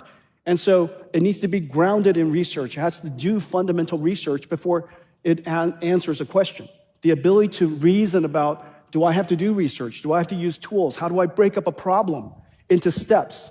Each one of these steps, something that the AI model knows how to do, and together it is able to compose it into a sequence of steps to perform something it's never done before, never been trained to do. This is the wonderful capability of reasoning. We can encounter a circumstance we've never seen before and break it down into circumstances and knowledge or rules that we know how to do because we've experienced it in the past. And so the ability for AI models now to be able to reason, incredibly powerful. The reasoning capability of agents opened the doors to all of these different applications. We no longer have to train an AI model to know everything on day one, just as we don't have to know everything on day one, that we should be able to, in every circumstance, reason about how to solve that problem. Large language models has now made this fundamental leap, the ability to use reinforcement learning and chain of thought and search and planning and all these different techniques in reinforcement learning has made it possible for us to had this basic capability, and it's also now completely open sourced. But the thing that's really terrific is another breakthrough that happened. And the first time I saw it was with Arvind's Perplexity. Perplexity, the search company, the AI search company, really innovative company. And the first time I realized they were using multiple models at the same time, I thought it was completely genius. Of course we would do that. Of course an AI would also call upon all of the world's great AIs to solve the problem it wants to solve at any part of the reasoning chain. And this is the reason why AIs are really multimodal, meaning they understand speech and images and text and videos and 3D graphics and proteins. It's multimodal. It's also multi-model, meaning that they should be able to use any model that best fits the task. It is multi-cloud by definition, therefore, because these AI models are sitting in all these different places, and it also is hybrid cloud. Because if you're an enterprise company or you built a robot or whatever that device is, sometimes it's at the edge, sometimes a radio cell tower, maybe sometimes it's in an enterprise, or maybe it's a place where a hospital where you need to have the data in real time right next to you. Whatever those applications are, we know now this is what an AI application looks like in the future. Or another way to think about that, because future applications are built on AIs, this is the basic framework of future applications. This basic framework, this basic structure of agentic AIs that could do the things that I'm talking about, that is multi-model, has now turbocharged AI startups of all kinds. And now you can also, because of all of the open models and all the tools that we provided you, you could also customize your AIs to teach your AI skills that nobody else is teaching. Nobody else is causing their AI to become intelligent or smart in that way. You could do it for yourself. And that's the work that we do with Nemotron, Nemo, and all of the things that we do with open models is intended to do. You put a smart router in front of it, and that router is essentially a manager that decides which one of the tasks, based on the intention of the prompts that you give it, which one of the models is best fit for that application, for that solving that problem. Okay? So now, when you think about this architecture, what do you have? When you think about this architecture, all of a sudden you have an AI that's on the one hand, completely customizable by you. Something that you could teach to do your own very skills for your company. Something that's domain secret. Something where you have deep domain expertise. Maybe you've got all of the data that you need to train that AI model. On the other hand, your AI is always at the frontier, by definition. You're always at the frontier on the one hand, you're always customized on the other hand, and it should just run. And so we thought we would make the simplest of examples to make it available to you. This entire framework we call a blueprint. And we have blueprints that are integrated into enterprise SaaS platforms all over the world, and we're really pleased with the progress. But what we do is show you a short example of something that anybody can do. Let's build a personal assistant. I want it to help me with my calendar, emails, to-do lists, and even keep an eye on my home. I use Brev to turn my DGX Spark into a personal cloud. So I can use the same interface whether I'm using a cloud GPU or a DGX Spark.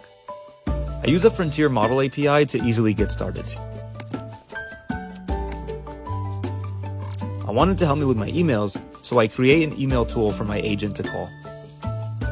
I want my emails to stay private, so I'll add an open model that's running locally on the Spark. Now for any job, I want the agent to use the right model for the right task, so I'll use an intent-based model router. This way, prompts that need email will stay on my Spark, and everything else can call the Frontier model. I want my assistant to interact with my world, so I'll hook it up to Hugging Face's Reachy mini robot. My agent controls the head, ears, and camera of the Reachy with tool calls. I want to give Reachy a voice, and I really like 11 Labs, so I'll hook up their API. Hi, I'm Reachy, running on DGX Spark. Hey Reachy, what's on my to-do list today? Your to-do list today? grab groceries, eggs, milk, butter, and send Jensen the new script. Okay, let's send Jensen that update. Tell him we'll have it for him by the end of the day. Will do. Ricci, there's a sketch too. Can you turn it into an architectural rendering? Sure.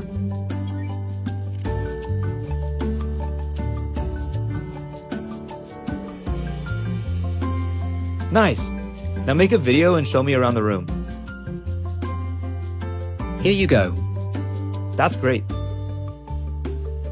With Brev, I can share access to my Spark and Ricci, so I'm going to share it with Anna. Hey Ricci, what's Potato up to?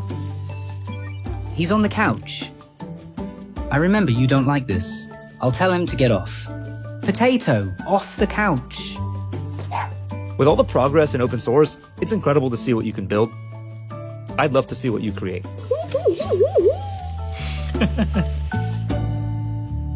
Isn't that incredible?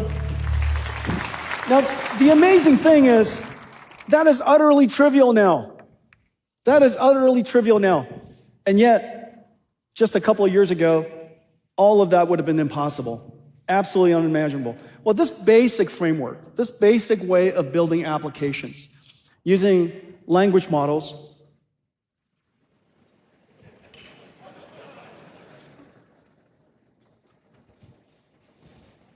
using language models that are pre-trained and they're proprietary, they're frontier, combine it with customized language models into a agentic framework, a reasoning framework that allows you to access tools and files and maybe even connect to other agents. This is basically the architecture of AI applications or applications in the modern age. And the ability for us to create these applications are incredibly fast. And notice, if you give it this application information that it's never seen before, or in a structure that is not represented exactly as you thought, it can still reason through it and make its best effort to reason through the data, the information, to try to understand how to solve the problem. Artificial intelligence. Okay, so this basic framework is now being integrated, and everything that I just described, we have the benefit of working with some of the world's leading enterprise platform companies. Palantir, for example, their entire AI and data processing platform is being integrated and accelerated by NVIDIA today. ServiceNow, the world's leading customer service and employee service platform. Snowflake, the world's top data platform in the cloud. Incredible work that is being done there. CodeRabbit, we're using CodeRabbit all over NVIDIA. CrowdStrike, creating AIs to detect, to find AI threats. NetApp, their data platform now has NVIDIA's semantic AI on top of it and agentic systems on top of it for them to do customer service. But the important thing is this. Not only is this the way that you develop applications now, this is going to be the user interface of your platform. So whether it's Palantir or ServiceNow or Snowflake and many other companies that we're working with, the agentic system is the interface. It's no longer Excel with a bunch of squares that you enter information into. Maybe it's no longer just command line. All of that multimodality information is now possible. And the way you interact with your platform is much more, well, if you will, simple, like you're interacting with people. And so that's enterprise AI being revolutionized by agentic systems. The next thing is physical AI. This is an area that you've seen me talk about for several years. In fact, we've been working on this for 8 years. The question is, how do you take something that is intelligent inside the computer and interacts with you with screens and speakers to something that can interact with the world, meaning it can understand the common sense of how the world works. Object permanence. If I look away and I look back, that object is still there. Causality. If I push it, it tips over. It understands friction and gravity. It understands inertia. That a heavy truck rolling down the road is going to need a little bit more time to stop. That a ball is going to keep on rolling. These ideas are common sense to even a little child, but for AI, it's completely unknown. And so we have to create a system that allows AIs to learn the common sense of the physical world, learn its laws, but also to be able to, of course, learn from data, and the data is quite scarce, and to be able to evaluate whether that AI is working, meaning it has to simulate in an environment. How does an AI know that the actions that it's performing is consistent with what it should do if it doesn't have the ability to simulate the response of the physical world back on its actions? The response of its actions is really important to simulate. Otherwise, there's no way to evaluate it. It's different every time. And so this basic system requires 3 computers. One computer, of course, the one that we know that NVIDIA built for training the AI models. Another computer that we know is to inference the models. Inferencing the model is essentially a robotics computer that runs in a car or runs in a robot or runs in a factory, runs anywhere at the edge. But there has to be another computer that's designed for simulation. And simulation is at the heart of almost everything NVIDIA does. This is where we are most comfortable. And simulation was really the foundations of almost everything that we've done with physical AI. So we have 3 computers and multiple stacks that run on these computers, these libraries, to make them useful. Omniverse is our digital twin, physically based simulation world. Cosmos, as I mentioned earlier, is our foundation model, not a foundation model for language, but a foundation model of the world. And it's also aligned with language. You could say something like, what's happening to the ball? And they'll tell you the ball's rolling down the street. And so a world foundation model, and then, of course, the robotics models. We have 2 of them. One of them is called Groot. The other one's called Alpamayo that I'm going to tell you about. Now, one of the most important things that we have to do with physical AI is to create the data to train the AI in the first place. Where does that data come from? Rather than, instead of having languages, because we created a bunch of text that are what we consider ground truth that the AI can learn from, how do we teach an AI the ground truth of physics? There are lots and lots of videos,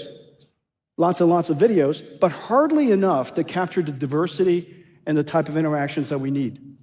And so this is where great minds came together and transformed what used to be compute into data.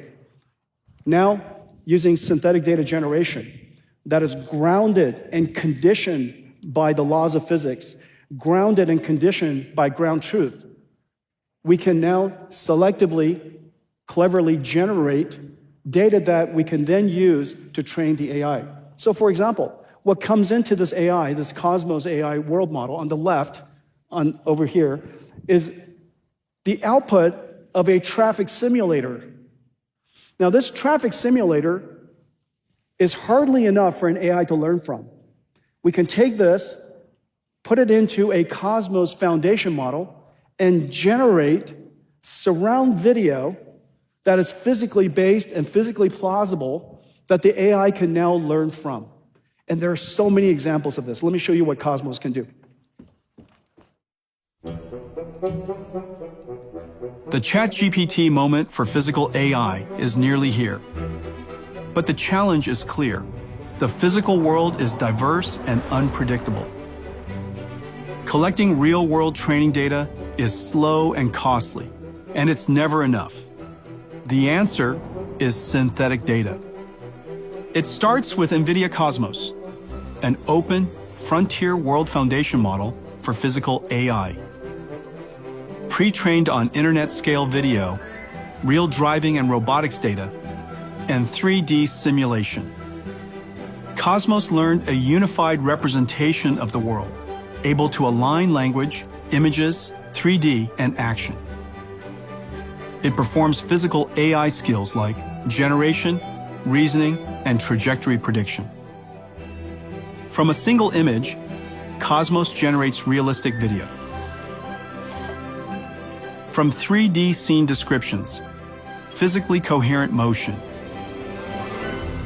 From driving telemetry and sensor logs, surround video. From planning simulators, multi-camera environments.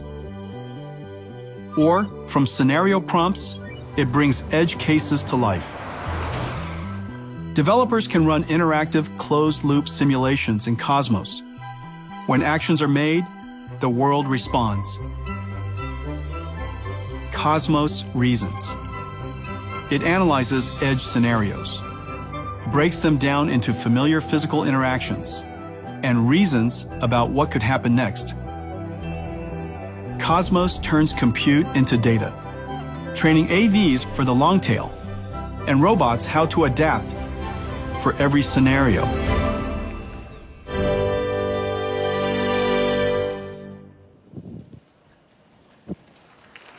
I know, it's incredible.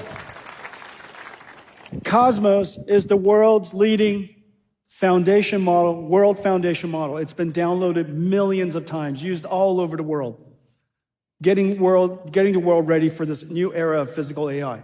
We use it ourselves as well. We use it ourselves to create our self-driving car, using it for scenario generation and using it for evaluation. We could have something that allows us to effectively travel billions, trillions of miles, but doing it inside a computer. And we've made enormous progress. Today, we're announcing Alpamayo, the world's first thinking, reasoning, autonomous vehicle AI. Alpamayo is trained end to end, literally from camera in to actuation out. The camera in, lots and lots of miles that are driven by itself, where we human drive it, using human demonstration. And we have lots and lots of miles that are generated by Cosmos. In addition to that, hundreds of thousands of examples are labeled very, very carefully so that we could teach the car how to drive. Alpamayo does something that's really special.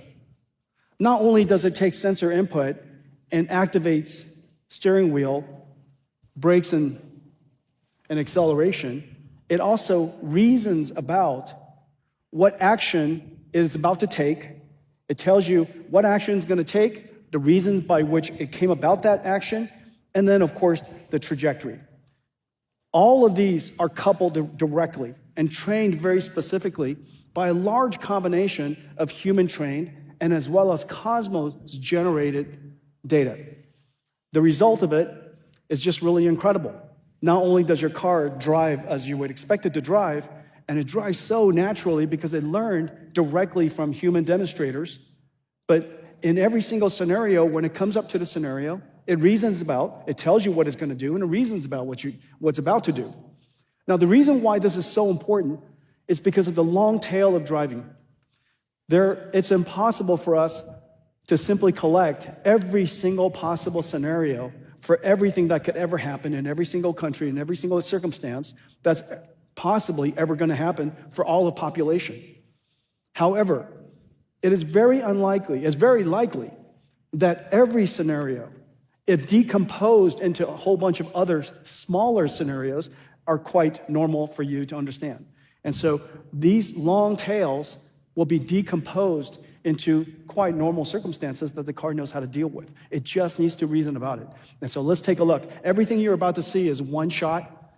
It's no hands.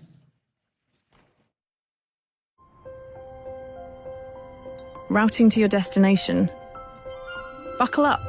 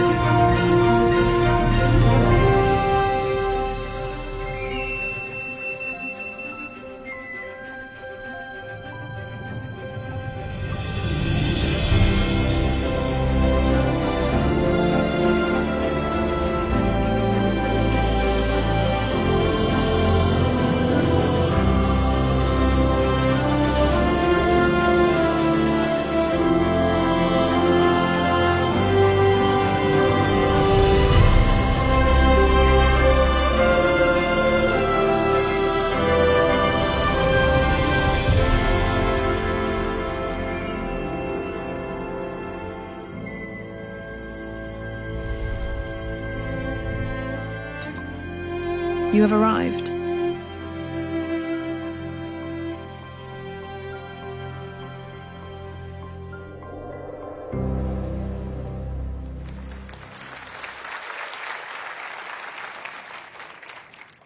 We started working on self-driving cars 8 years ago, and the reason for that is because we reasoned early on that deep learning and artificial intelligence was going to reinvent the entire computing stack.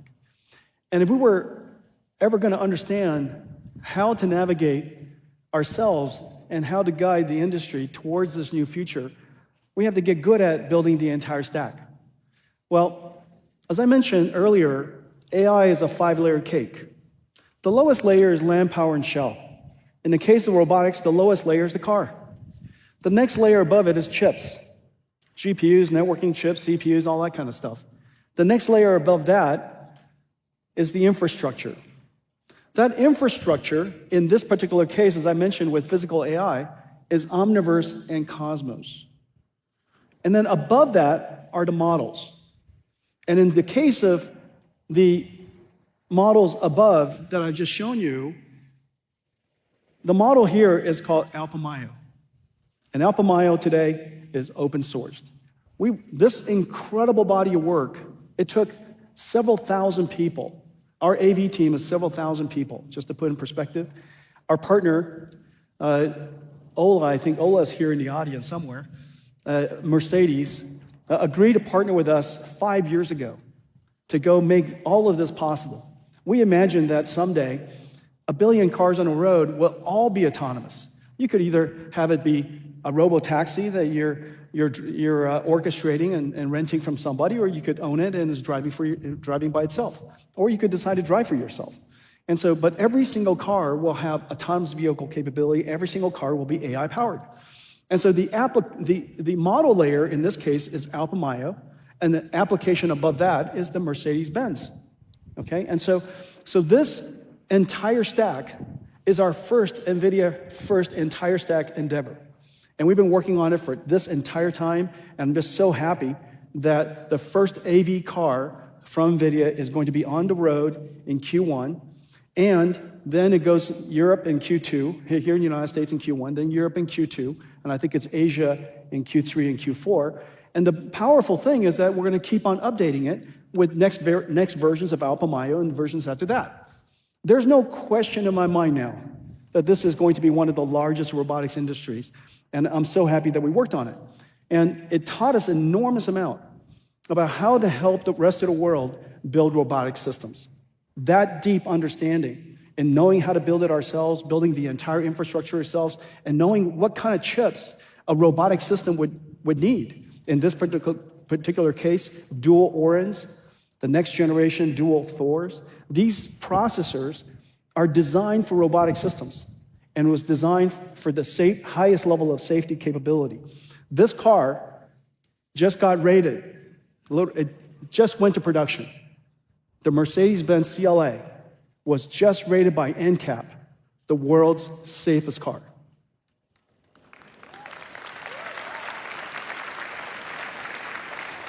It is the only system that I know that has every single line of code, the chip, the system, every line of code, safety certified. The entire model system is based on sensors are diverse and redundant, and so is the self-driving car stack. The AlphaMayo stack is trained end-to-end and has incredible skills. However, nobody knows until you drive it forever that it's going to be perfectly safe. And so the way we guardrail that is with another software stack, an entire AV stack underneath. That entire AV stack is built to be fully traceable. And it's taken us some 5 years to build that, some 6, 7 years actually, to build that second stack. These two software stacks are mirroring each other. And then we have a policy and safety evaluator decide, is this something that I'm very confident and can reason about driving very safely? If so, I'm going to have AlphaMayo do it. If it's a circumstance that I'm not very confident in, and the safety policy evaluator decide that we're going to go back to a simpler, safer guardrail system, then it goes back to the classical AV stack. We're the only car in the world with both of these AV stacks running, and all safety systems should have diversity and redundancy. Well, our vision is that someday, every single car, every single truck will be autonomous. And we've been working towards that future. This entire stack is vertically integrated, of course, in the case of Mercedes-Benz. We built the entire stack together. We're going to deploy the car. We're going to operate the stack. We're going to maintain the stack for as long as we shall live. However, like everything else we do as a company, we build the entire stack, but the entire stack is open for the ecosystem. And the ecosystem working with us to build L4 and robotaxis is expanding, and it's going everywhere. I fully expect this to be, well, this is already a giant business for us. It's a giant business for us because they use it for training data, processing data, and training their models. They use it for synthetic data generation in some cases. In some companies, they pretty much just build the computers, the chips that are inside the car. And some companies work with us full stack. Some companies work with us some partial part of that. Okay, so it doesn't matter how much you decide to use. My only request is use a little bit of Nvidia wherever you can, and but the entire thing is open. Now, this is going to be the first large-scale, mainstream AI, physical AI market, and this is now, I think we can all agree, fully here. And this inflection point of going from not autonomous vehicles to autonomous vehicles is probably happening right about this time. In the next 10 years, I'm fairly certain a very, very large percentage of the world's cars will be autonomous or highly autonomous. But this basic technique that I just described in using the 3 computers, using synthetic data generation and simulation, applies to every form of robotic systems. It could be a robot that is just an articulator, a manipulator. Maybe it's a mobile robot. Maybe it's a fully humanoid robot. And so the next journey, the next era for robotic systems is going to be, robots. And these robots are going to come in all kinds of different sizes. And I invited some friends. Did they come?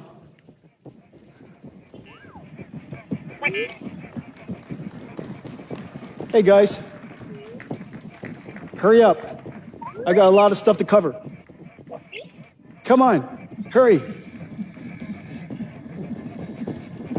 Did you tell R2-D2 you're going to be here? Did you? And C-3PO? Okay, all right, come here. Now, one of the things that's really, you have Jetsons. They have little Jetson computers inside them. They're trained inside Omniverse. And how about this? Let's show everybody the simulator that you guys learned how to be robots in. You guys want to look at that? Okay, let's look at that. Run it, please.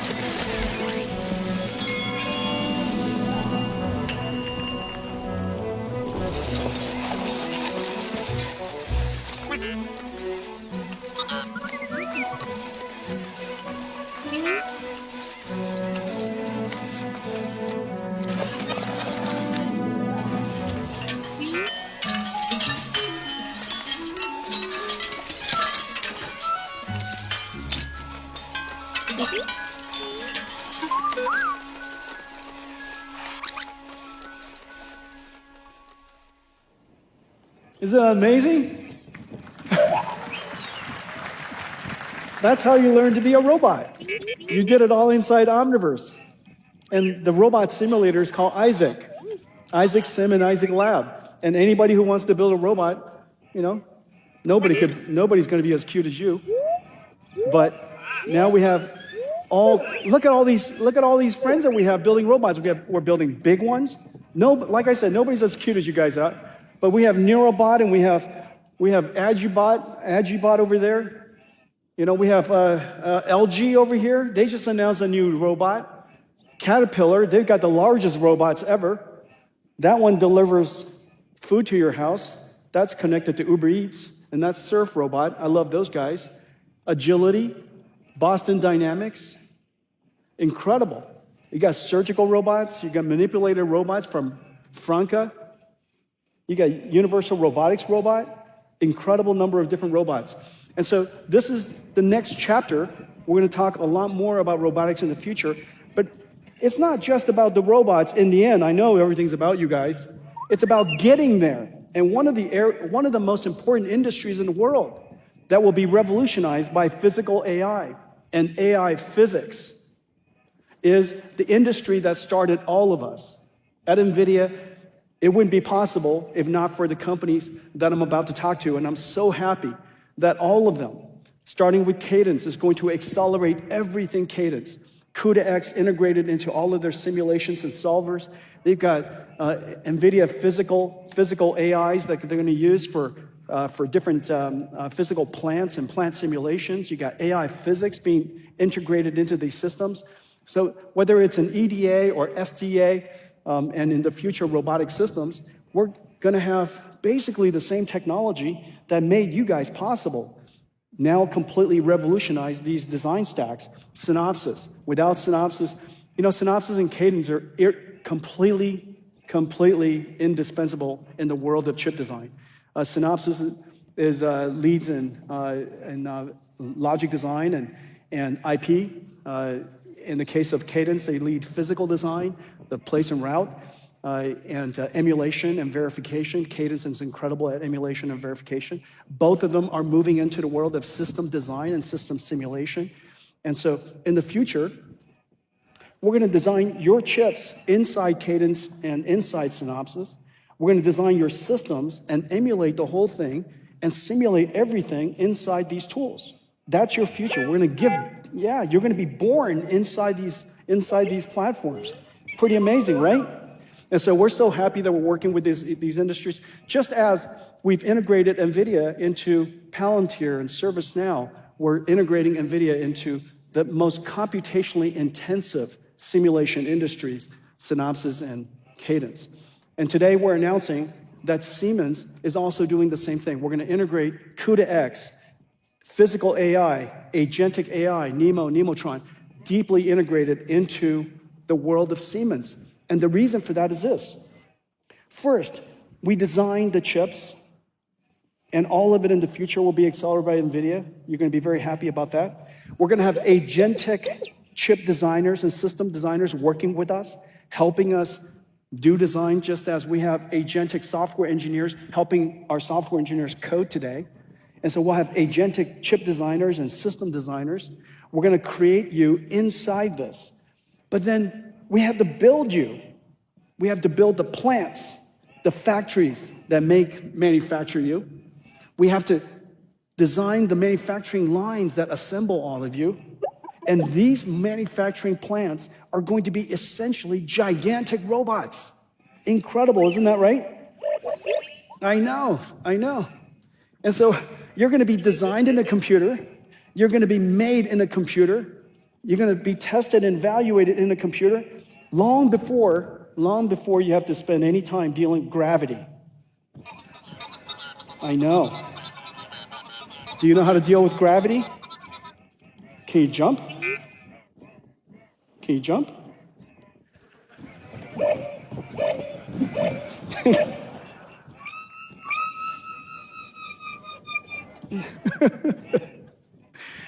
Okay, all right, don't show off.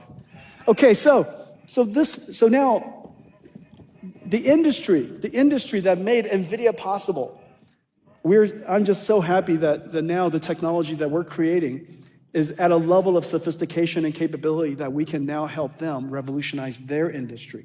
And so what started with them, we now have the opportunity to go back and help them revolutionize theirs. Let's take a look at the stuff that we're going to do with Siemens. Come on. Breakthroughs in physical AI are letting AI move from screens to our physical world. And just in time, as the world builds factories of every kind for chips, computers, life-saving drugs, and AI. As the global labor shortage worsens, we need automation powered by physical AI and robotics more than ever. This, where AI meets the world's largest physical industries, is the foundation of Nvidia and Siemens' partnership. For nearly 2 centuries, Siemens has built the world's industries. And now, it is reinventing it for the age of AI. Siemens is integrating Nvidia CUDA-X libraries, AI models, and Omniverse into its portfolio of EDA, CAE, and digital twin tools and platforms. Together, we're bringing physical AI to the full industrial lifecycle. From design and simulation to production and operations.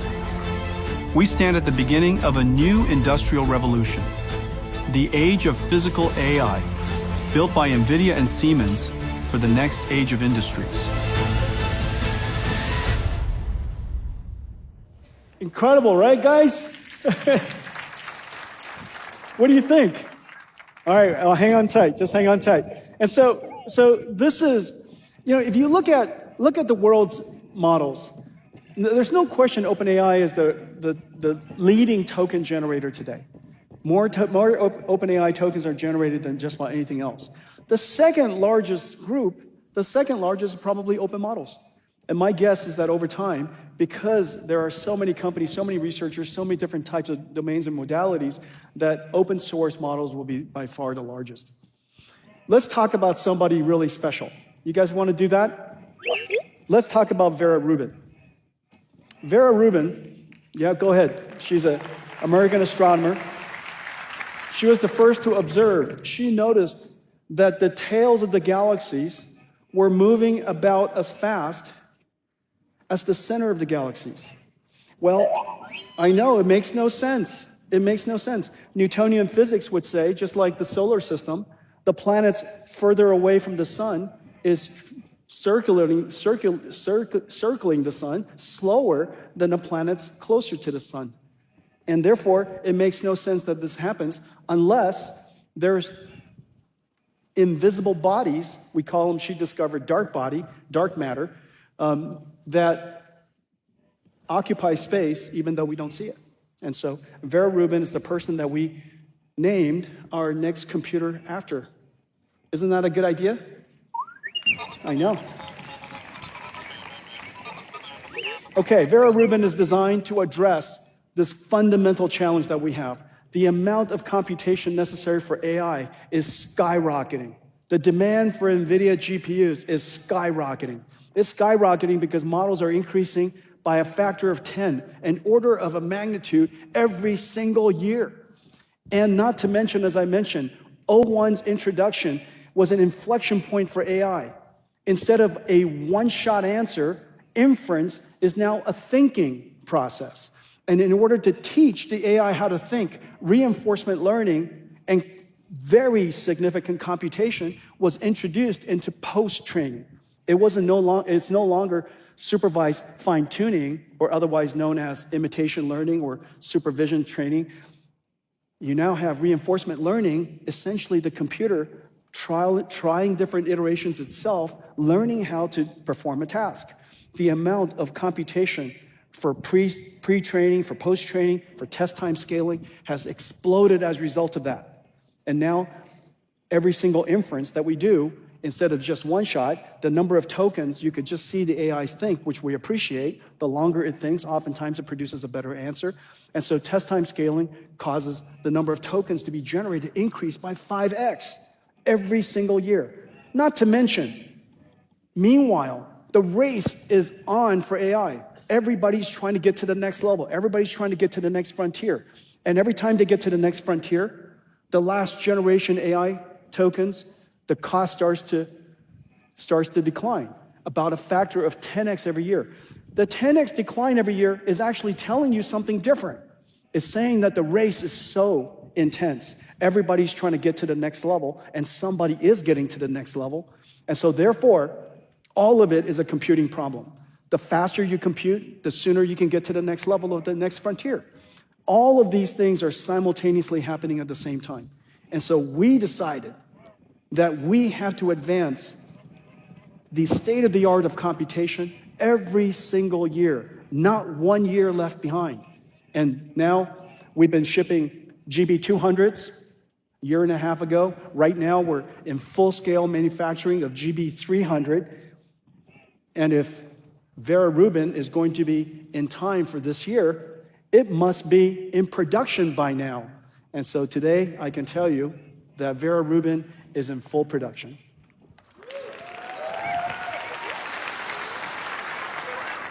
You guys want to take a look at Vera Rubin? All right, come on. Play it, please. Vera Rubin arrives just in time for the next frontier of AI. This is the story of how we built it. The architecture, a system of 6 chips, engineered to work as one, born from extreme co-design. It begins with Vera, a custom-designed CPU, double the performance of the previous generation, and the Rubin GPU. Vera and Rubin are co-designed from the start to bidirectionally and coherently share data faster and with lower latency. Then, 17,000 components come together on a Vera Rubin compute board. High-speed robots place components with micron precision before the Vera CPU and 2 Rubin GPUs complete the assembly. Capable of delivering 100 petaflops of AI, 5 times that of its predecessor. AI needs data, fast. Connect X9 delivers 1.6 terabits per second of scale-out bandwidth to each GPU. Bluefield 4 DPU offloads storage and security, so compute stays fully focused on AI. The Vera Rubin compute tray, completely redesigned with no cables, hoses, or fans. Featuring a Bluefield 4 DPU, 8 Connect X9 NICs, 2 Vera CPUs, and 4 Rubin GPUs. The compute building block of the Vera Rubin AI supercomputer. Next, the 6th generation NVLink switch. Moving more data than the global internet, connecting 18 compute nodes, scaling up to 72 Rubin GPUs, operating as one. Then, Spectrum X Ethernet Photonics. The world's first Ethernet switch with 512 lanes and 200 gigabit capable co-packaged optics scale out thousands of racks into an AI factory. 15,000 engineer years since design began, the first Vera Rubin NVL72 rack comes online. 6 breakthrough chips, 18 compute trays, 9 NVLink switch trays, 220 trillion transistors, weighing nearly 2 tons. One giant leap to the next frontier of AI. Rubin is here.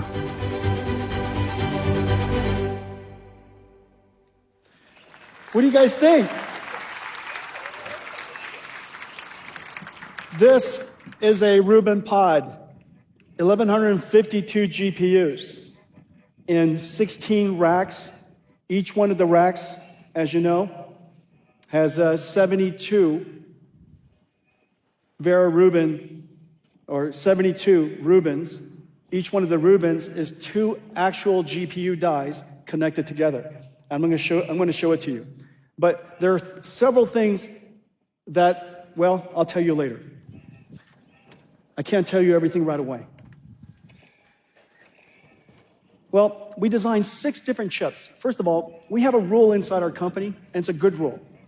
No new generation should have more than 1 or 2 chips change. But the problem is this. As you could see, we were describing the total number of transistors in each one of the chips that were being described, and we know that Moore's law has largely slowed. And so the number of transistors we can get year after year after year can't possibly keep up with the 10 times larger models. It can't possibly keep up with 5 times per year more tokens generated. It can't possibly keep up with the fact that cost decline of the tokens are going to be so aggressive.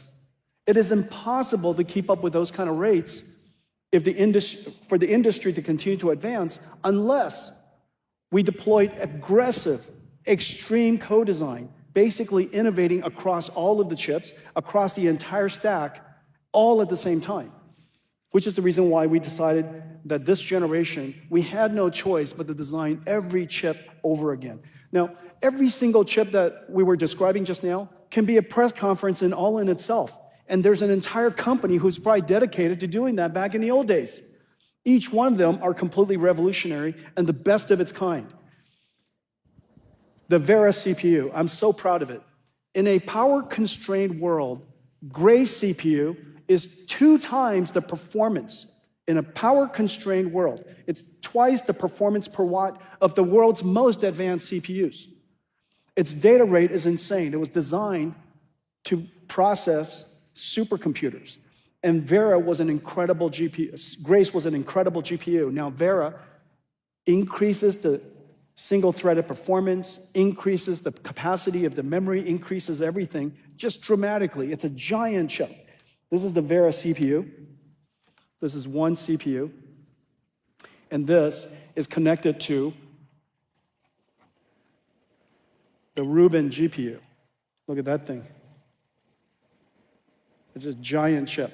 Now, the thing that's really special, and I'll go through these. It's going to take 3 hands, I think, 4 hands to do this.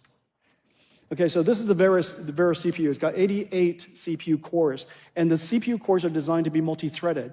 But the multi-threaded nature of Vera was designed so that each one of the 176 threads could get its full performance. So it's essentially as if there's 176 cores, but only 88 physical cores. So these cores were designed in using a technology called spatial multi-threading. But the I/O performance is incredible. This is the Rubin GPU. It's 5x Blackwell in floating performance. But the important thing is go to the bottom line. The bottom line, it's only 1.6 times the number of transistors of Blackwell. That kind of tells you something about the levels of semiconductor physics today. If we don't do co-design, if we don't do extreme co-design at the level of basically every single chip across the entire system, how is it possible we deliver performance levels that is, at best 1.6 times each year? Because that's the total number of transistors you have. And even if you were to have a little bit more performance per transistor, say 25%, it's impossible to get 100% yield out of the number of transistors you get. And so 1.6x kind of puts a ceiling on how far performance can go each year unless you do something extreme, and we call it extreme co-design. Well, one of the things that we did, and it was a great invention, is called NVFP4 Tensor Core. The transformer engine inside our chip is not just a 4-bit floating point number somehow that we put into the data path. It is an entire processor, a processing unit that understands how to dynamically, adaptively adjust its precision and structure to deal with different levels of the transformer so that you can achieve higher throughput wherever it's possible to lose precision and to go back to the highest possible precision wherever you need to. That ability to dynamically do that, you can't do this in software because obviously it's just running too fast. And so you have to be able to do it adaptively inside the processor. That's what an NVFP4 is. When somebody says FP4 or FP8, it almost means nothing to us. And the reason for that is because it's the tensor core structure and all of the algorithms that makes it work. NVFP4, we've published papers on this already. The precision, the level of throughput and precision it's able to retain is completely incredible. This is groundbreaking work. I would not be surprised if the industry would like us to make this format and this structure an industry standard in the future. This is completely revolutionary. This is how we were able to deliver such a gigantic step up in performance, even though we only have 1.6 times the number of transistors. Okay, so this is, and now once you have a great processing node, and this is the processor node, and inside, so this is for example, here, let me do this.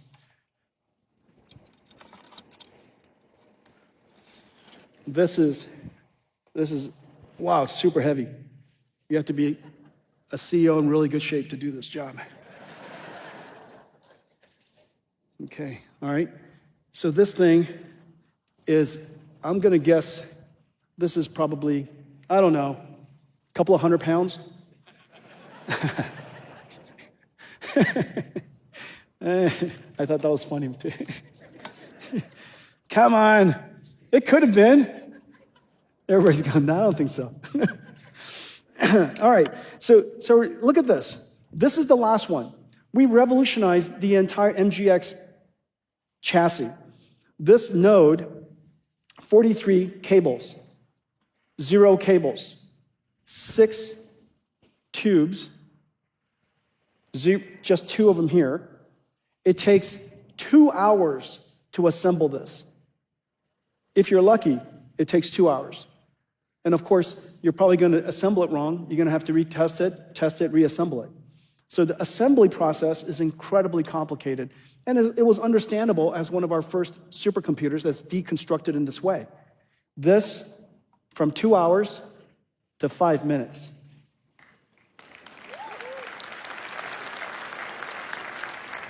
%, liquid cooled, 100% liquid cooled. Yeah, really, really a breakthrough. Okay, so this is the new compute chassis, and what connects all of these to the top of rack switches, the east-west traffic, is called the Spectrum-X NIC. This is the world's best NIC, unquestionably NVIDIA's Mellanox, the acquisition Mellanox that joined us a long time ago now. Their networking technology for high-performance computing is the world's best, bar none. The algorithms, the chip design, all of the interconnects, all the software stacks that run on top of it, their RDMA, absolutely, bar none, the world's best. And now it has the ability to do programmable RDMA and data path accelerator so that our partners like AI Labs could create their own algorithms for how they want to move data around the system. But this is completely world-class, ConnectX. ConnectX 9 and the Vera CPU were co-designed, and we never revealed it, never released it until CX9 came along, because we co-designed it for a new type of processor. You know, ConnectX 9, or CX8 and Spectrum-X, revolutionized how Ethernet was done for artificial intelligence. Ethernet traffic for AI is much, much more intense, requires much lower latency. The instantaneous surge of traffic is unlike anything Ethernet sees. And so we created Spectrum-X, which is AI Ethernet. 2 years ago, we announced Spectrum-X. NVIDIA today is the largest networking company the world has ever seen. So it's been so successful and used in so many different installations. It is just sweeping the AI landscape. The performance is incredible, especially when you have a 200 megawatt data center, or if you have a gigawatt data center. These are billions of dollars. Let's say a gigawatt data center is $50 billion. If the networking performance allows you to deliver an extra 10%, in the case of Spectrum-X, delivering 25% higher throughput is not uncommon. If we were to just deliver 10%, that's worth $5 billion. The networking is completely free, which is the reason why, well, everybody uses Spectrum-X. It's just an incredible thing. And now we're going to invent a new type of data processing. And so Spectrum-X is for east-west traffic. We now have a new processor called BlueField 4. BlueField 4 allows us to take a very large data center, isolate different parts of it so that different users could use different parts of it, make sure that everything could be virtualized if they decide to be virtualized. So you offload a lot of the virtualization software, the security software, the networking software for your north-south traffic.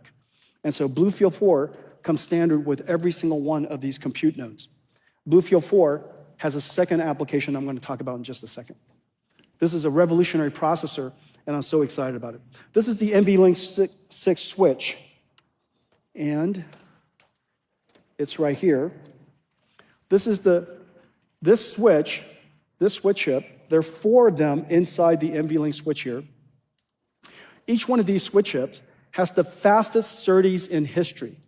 The world is barely getting to 200 gigabits. This is 400 gigabits per second switch. The reason why this is so important is so that we could have every single GPU talk to every other GPU at exactly the same time. This switch on the backplane of one of these racks enables us to move the equivalent of twice the amount of the global internet data. All of the world's internet data at twice the speed. You take the cross-sectional bandwidth of the entire planet's internet, it's about 100 terabytes per second.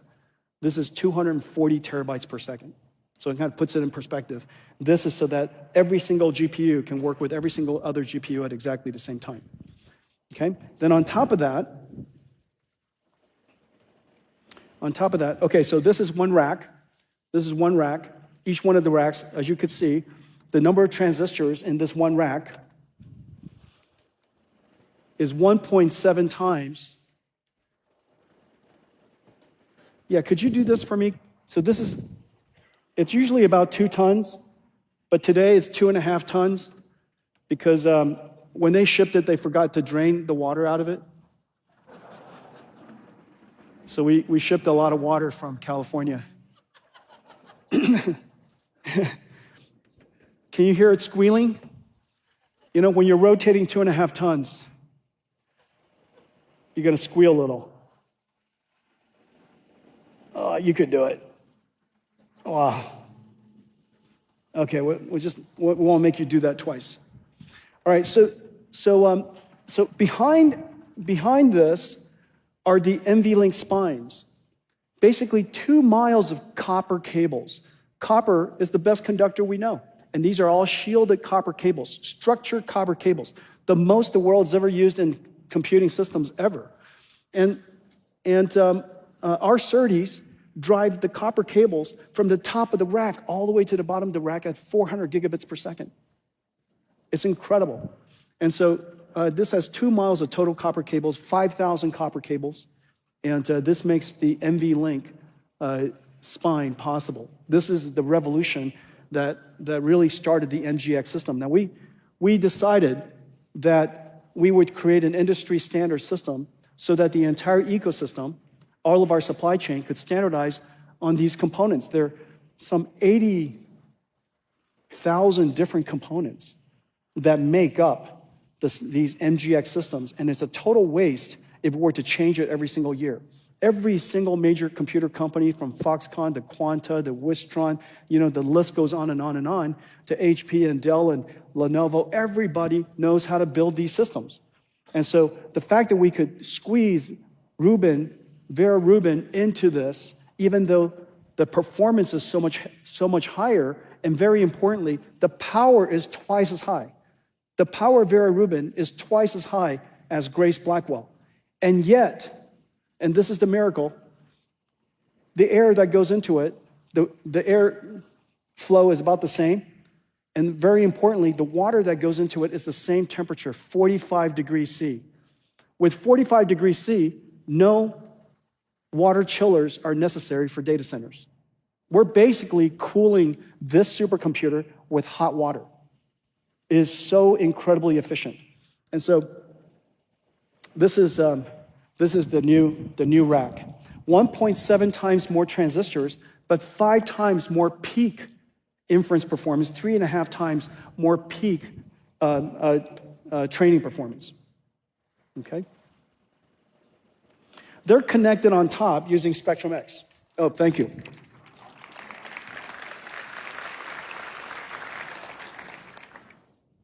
This is the world's first manufacturing chip using TSMC's new process that we co-innovated called COUP. It's a integrated silicon photonics process technology. And this allows us to take silicon photonics directly right to the chip. And this is 512 ports at 200 gigabits per second. And this is the new Ethernet AI switch, the Spectrum-X Ethernet switch. And look at this giant chip. But what's really amazing is it's got silicon photonics directly connected to it. And lasers come in. Lasers come in through here. Lasers come in through here. The optics are here, and they connect out to the rest of the data center. This I'll show you in a second, but this is on top of the rack. And this is the new Spectrum-X silicon photonics switch. Okay? And we have something new I want to tell you about. So just as I mentioned, a couple of years ago, we introduced Spectrum X so that we could reinvent the way that networking is done. Ethernet is really easy to manage, and everybody has an Ethernet stack, and every data center in the world knows how to deal with Ethernet. And the only thing that we were using at the time was called InfiniBand, which is used for supercomputers. InfiniBand is very low latency, but of course the software stack, the entire manageability of InfiniBand is very alien to the people who use Ethernet. So we decided to enter the Ethernet switch market for the very first time. Spectrum X, that just took off, and it made us the largest networking company in the world, as I mentioned. This next generation Spectrum X is going to carry on that tradition. But just as I said earlier, AI has reinvented the whole computing stack.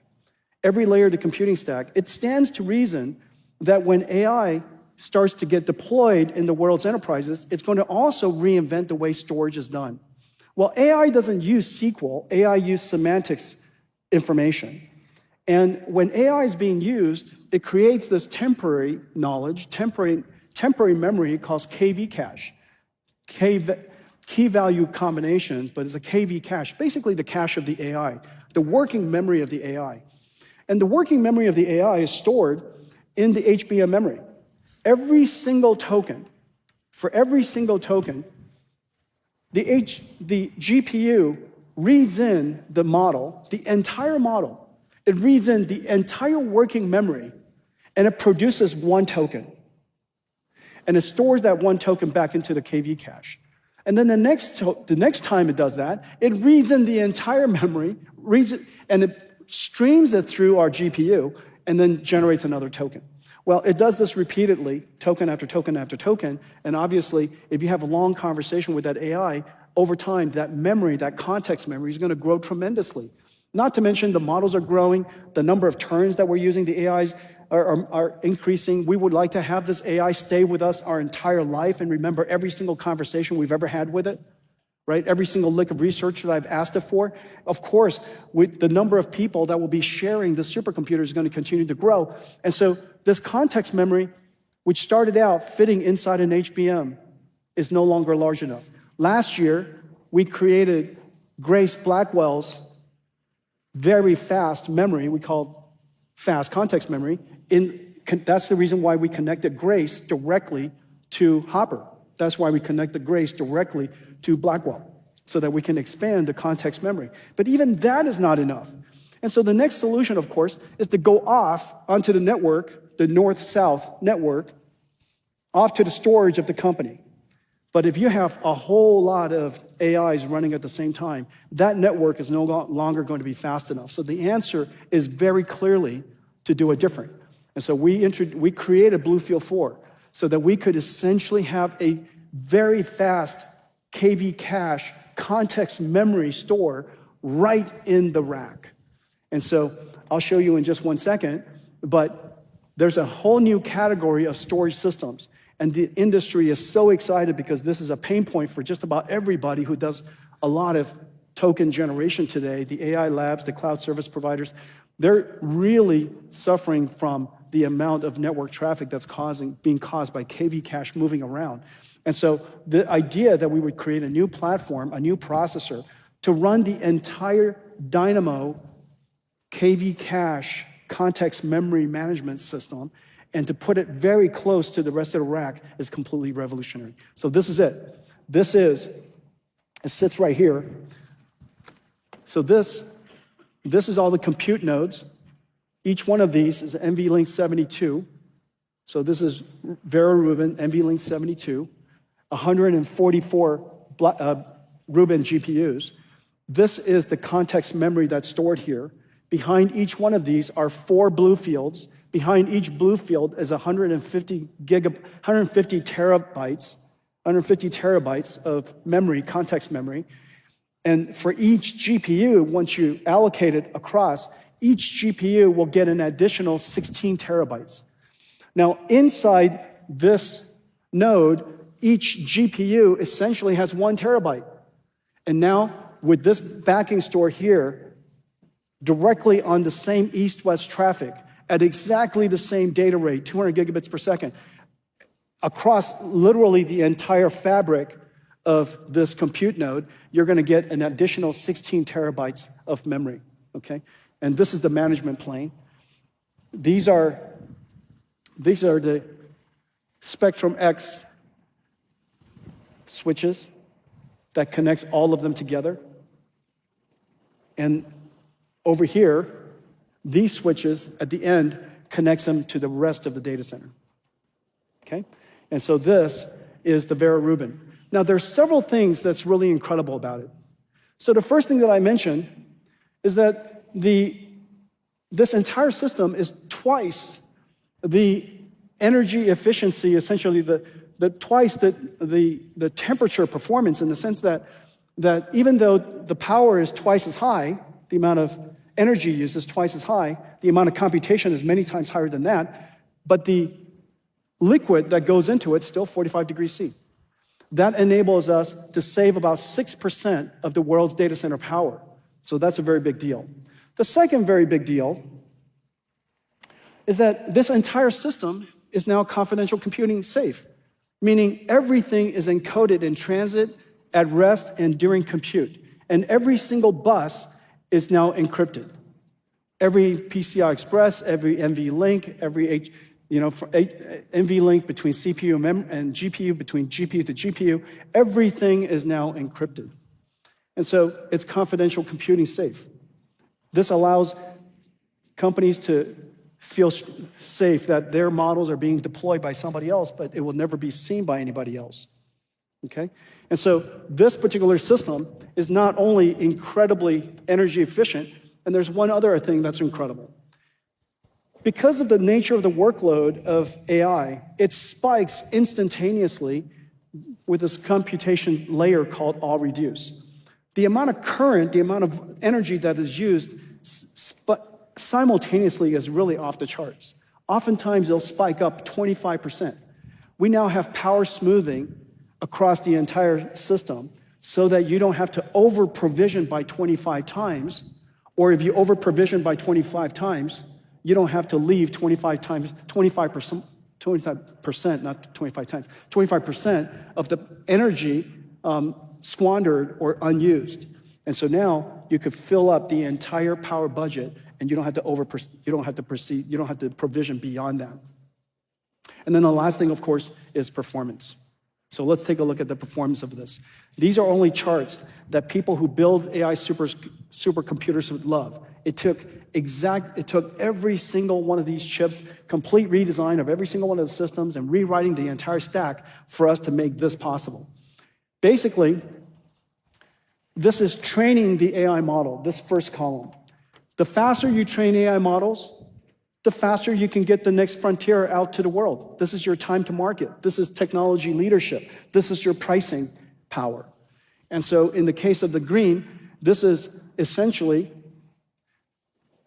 a 10 trillion parameter model. We scaled it up from DeepSeek, that's why we call it DeepSeek++, training a 10 trillion parameter model on 100 trillion tokens.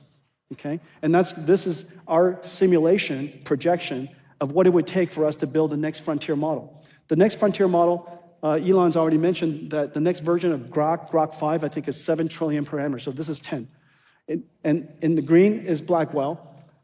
And here, in the case of Rubin, notice the throughput is so much higher, and therefore it only takes 1/4 as many of these systems in order to train the model in the time that we gave it here, which is 1 month, okay? And so time is the same for everybody. Now, how fast you can train that model and how large of a model you can train is how you're gonna get to the frontier first. The second part is your factory throughput. Blackwell is green again, and factory throughput is important because your factory is, in the case of a gigawatt, is $50 billion. A $50 billion data center can only consume 1 gigawatt of power. And so if your performance, your throughput per watt is very good versus quite poor, that directly translates to your revenues. Your revenues of your data center is directly related to the second column. And in the case of Blackwell, it was about 10 times over Hopper. In the case of Rubin, it's going to be about 10 times higher again. Okay? And in the case of now, the cost of the tokens, how cost effectively it is to generate the token, this is Rubin, about 1/10. Just as in the case of, yep.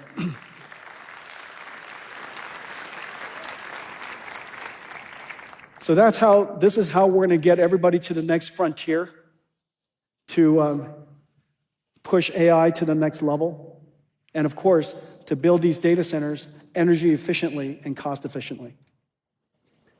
So this is it. This is NVIDIA today. You know, we mentioned that we build chips, but as you know, NVIDIA builds entire systems now, and AI is a full stack. We're reinventing AI across everything from chips to infrastructure to models to applications. And our job is to create the entire stack so that all of you could create incredible applications for the rest of the world. Thank you all for coming. Have a great CES. Now, before I let you guys go, there were a whole bunch of slides we had to leave on the cutting floor, and so we have some outtakes here. I think it'll be fun for you. Have a great CES, guys.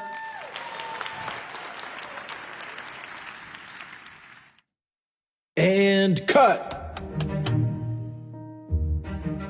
NVIDIA Live at CES Take 4, Marker.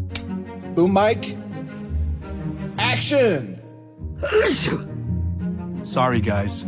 Platform shift, huh?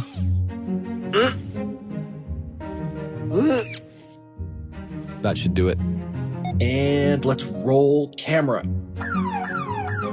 Ah, shade of green. A bright, happy green. World's most powerful AI supercomputer you can plug into the wall, next to my toaster. Hey guys, I'm stuck again. I'm so sorry. This slide is never gonna work. Let's just cut it. Hello? Can you hear me? So like I was saying, the router, because not every problem needs the biggest, smartest model, just the right one. No, don't lose any of them. This new 6-chip Rubin platform makes one amazing AI supercomputer. There you go, little guy. Oh, no, not the scaling laws. There is a squirrel on the car. Be ready to make the squirrel go away. Ask the squirrel gently to move away. Did you know the best models today are all mixture of experts? Hey!